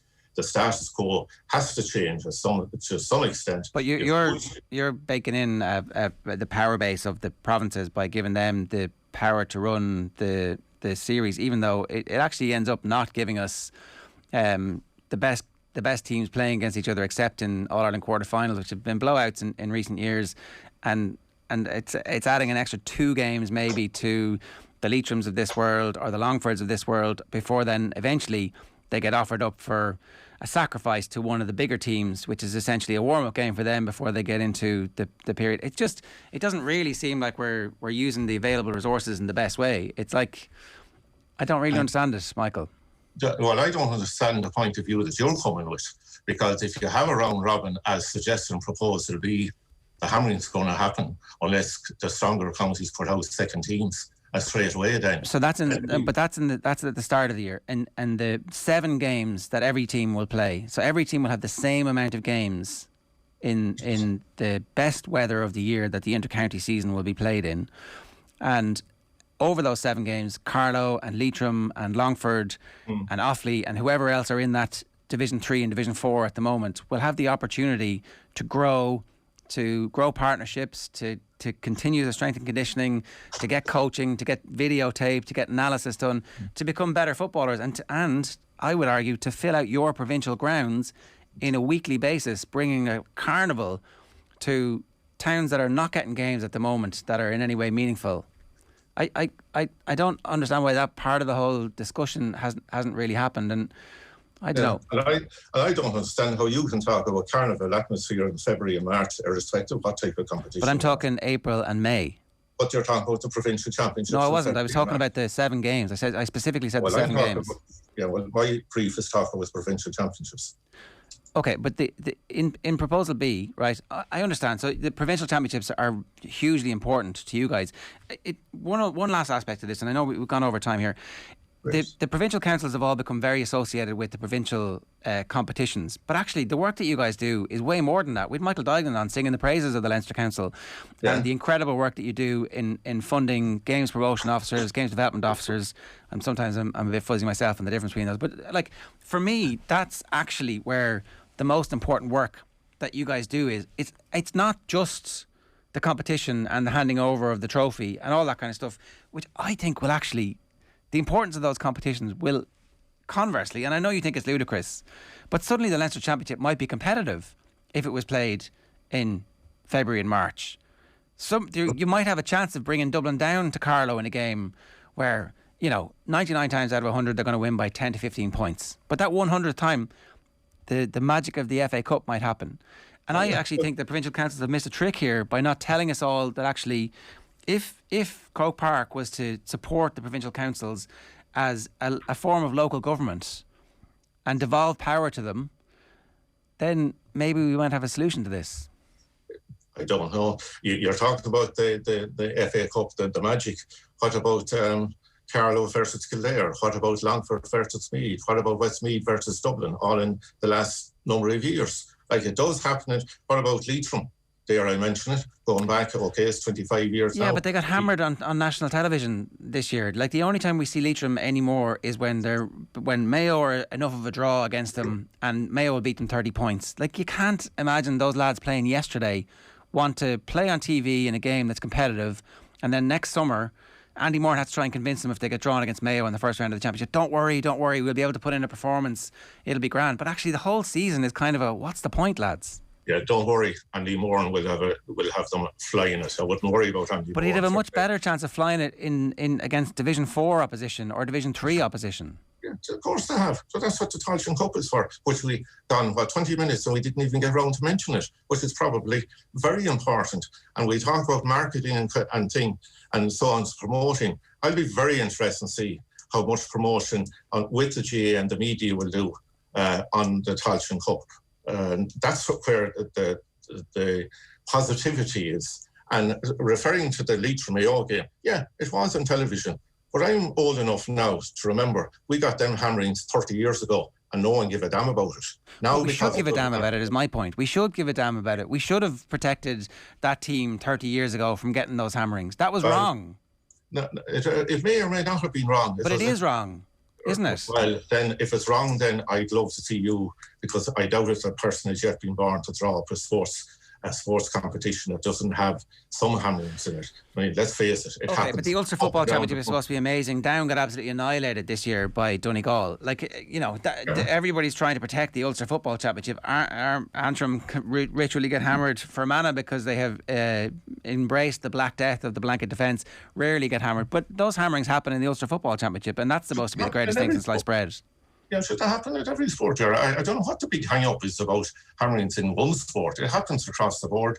It's baked into the Leinster Championship is the thing. Like, Dublin are always going to hammer Longford. Dublin are always going to hammer. Yeah, they are. We like 1 million people versus 30,000. Are they? Yeah. Well, then you're talking about totally different. We're not even talking about proposal B. We're now into population, into how you handle that, which is a totally different debate. And we didn't plan for that. I think it's the same debate. I think that by giving Longford the opportunity to thrive in Division 4, they will have the opportunity to put down a steady basis and learn over those 7 games. It's funny that the footballers of Longford think this is the right solution for them, but that the Leinster Council doesn't think it's the right thing for them. Yeah, that's what they said. They've come on the show and said that they think that. All of them. Mickey Quill did say on behalf of his entire dressing room that he has spoken to teammates and they are all in favour of this, in fairness, Michael. Yeah. And in 2 years' time, them players won't be there. So will we have the next group coming in? They're more likely to be there with Proposal B than they are in the status quo. Dennis Connaughton 10 years ago said he couldn't get players to commit to Longford because of what was happening in the Leinster Championship. Well, that's 10 years of this. Do you not agree with that? No, I don't. You think players are not going to refuse to play for the weaker counties because they're tired getting humiliated?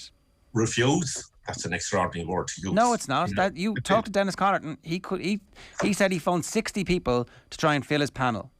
Yes, some of whom had said they were retired. So I doubt if you can count them in. So you don't accept that it's a problem that players in the weaker counties will stop playing? hold on a minute. Show me the contract. It's a free, anybody can do what they want. Do we not want them to play, Michael? Yes, but I would not criticise any player who says, I'm not doing it, I'm just saying a club. If I was sitting on the bench for 6 months and all I was doing was cannon fodder for a training session, I'd have the same attitude. What if you're cannon fodder for Dublin or Mayo? Yeah, once for or Kerry? Yeah, well... What's the point in that? No, what's the point then in any sport, so if you think you're going to go out and because you want a competitive, you want to be able to win Division 4, Division 3. Correct. You want to play in front of a full crowd in summertime. The same. You want to play for as long a season as all of the other better teams. That's our argument for Plan B. Yeah, well, for most of the teams, as I told you, the league is finished on the 2nd of June if it happens. Then it's straight knockout. So like every day you go out. Now we're back talking a bit of sense now, because some of what we went on there wasn't exactly facing up to the fact that in sport, yes, you will have hammerings, whether you like it or not, in any sport. Now, as you said yourself there, you can blanket the fence and reduce that. But the point of the bidding is, yes, in Division 3 and Division 4, yes, if you have potential round robin in the provinces that's linked to the All-Ireland, yes. So basically, fundamentally, we're agreeing on most things. It's just we're not agreeing on the fact that proposal be as a provincial championship, a standalone competition in the end of January, February, March, and the first week of April. Okay. That's basically what we're disagreeing about. Look, it's just I suppose. I can just make one point while you're thinking. Go for it. Just one point. The 4 provincial finals are down from, maybe I've said this already, the 2nd of April. All right? All them 8 teams are going out into the championship the following Sunday. Now, being realistic about it, if any of the 3 of us were managing a team,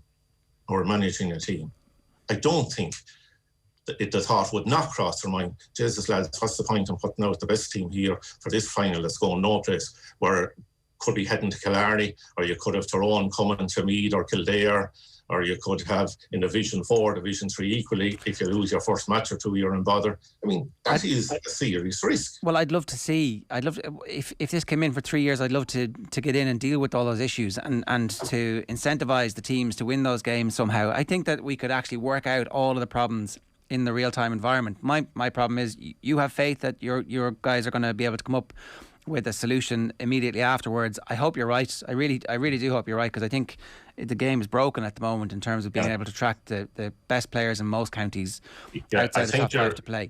Yeah, I'd agree with you, other than I don't think any of us should be come across as being saying, we come up with a solution. You work all the time. Sometimes you hit on an idea that, yes, it is a solution. The 3-year thing you mentioned, well, that's not in the motion anyway, one way or the other. But sometimes you do try things out for a year or so, yes. But look, sometimes it's trial and error. We come on the thing.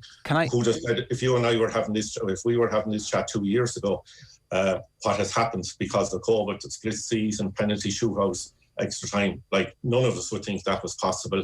It has happened. So who's to say going forward? Obviously, you'd hope that there would be other ideas. You've been great with your time, Michael.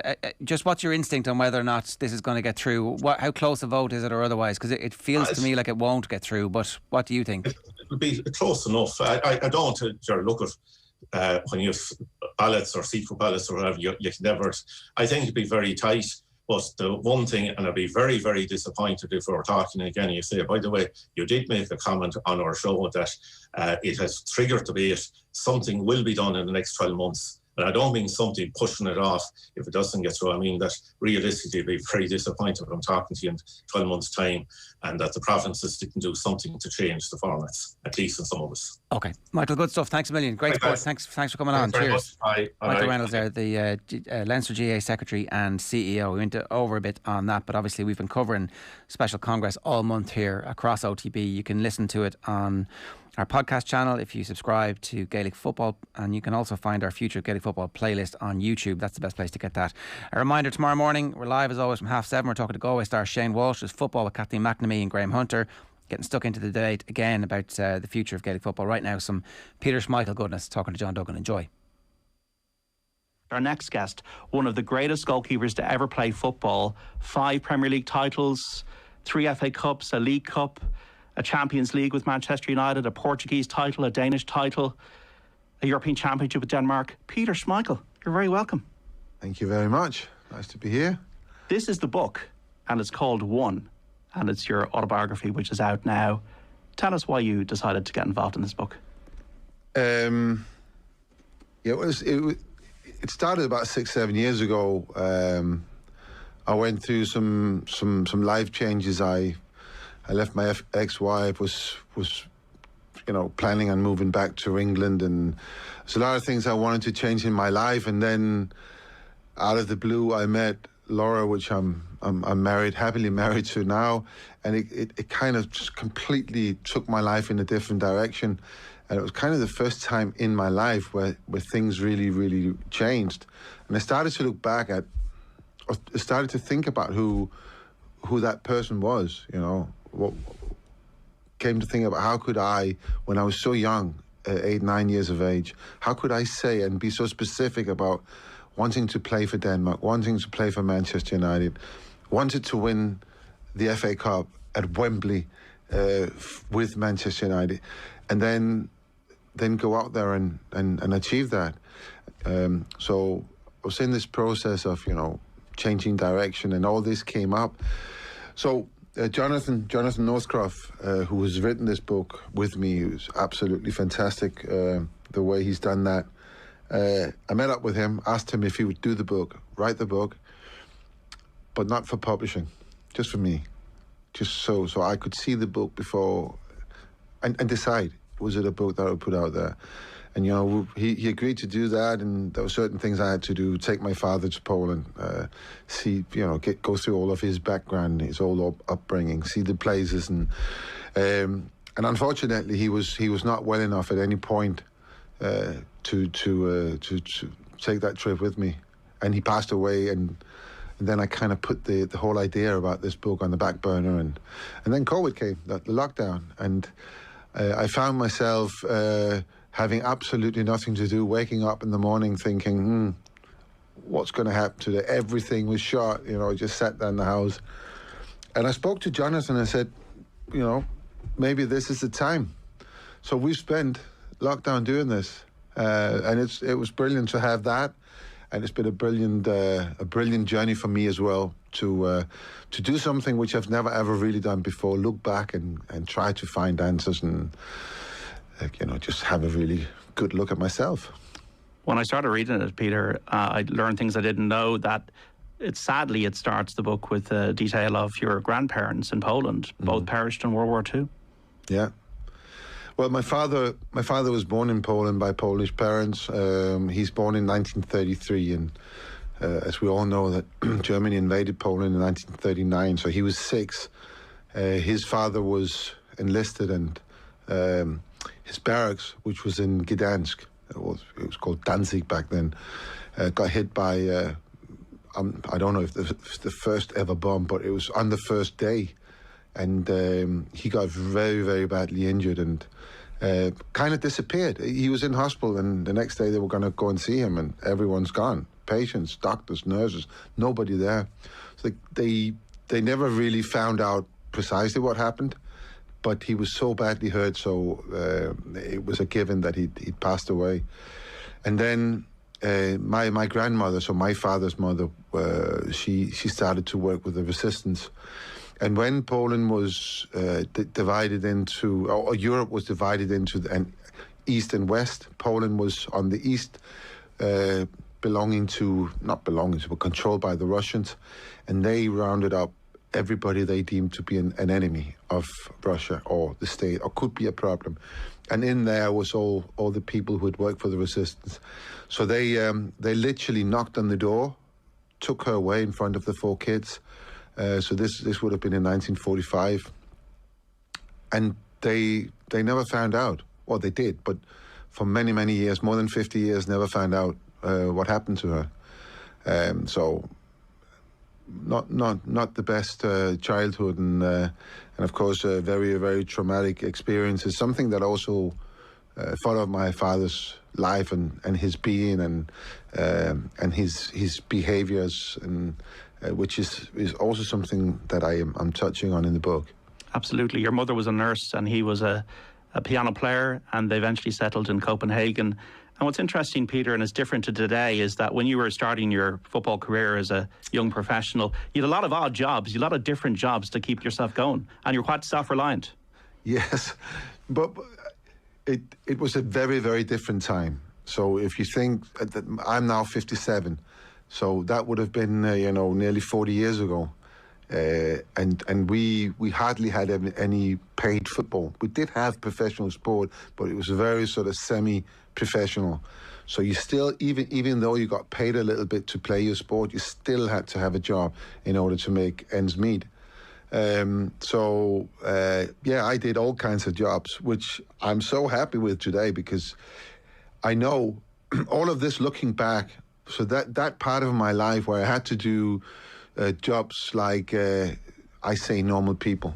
It's a wrong word to say normal people, because we're all normal. But what people are doing from whatever age until they retire, I've done those jobs. I know what it's like, and it also made me realize very, very early on that once I became a professional football player, how privileged I was to be in that job. And I always tried to treat that job with my fullest attention and respect.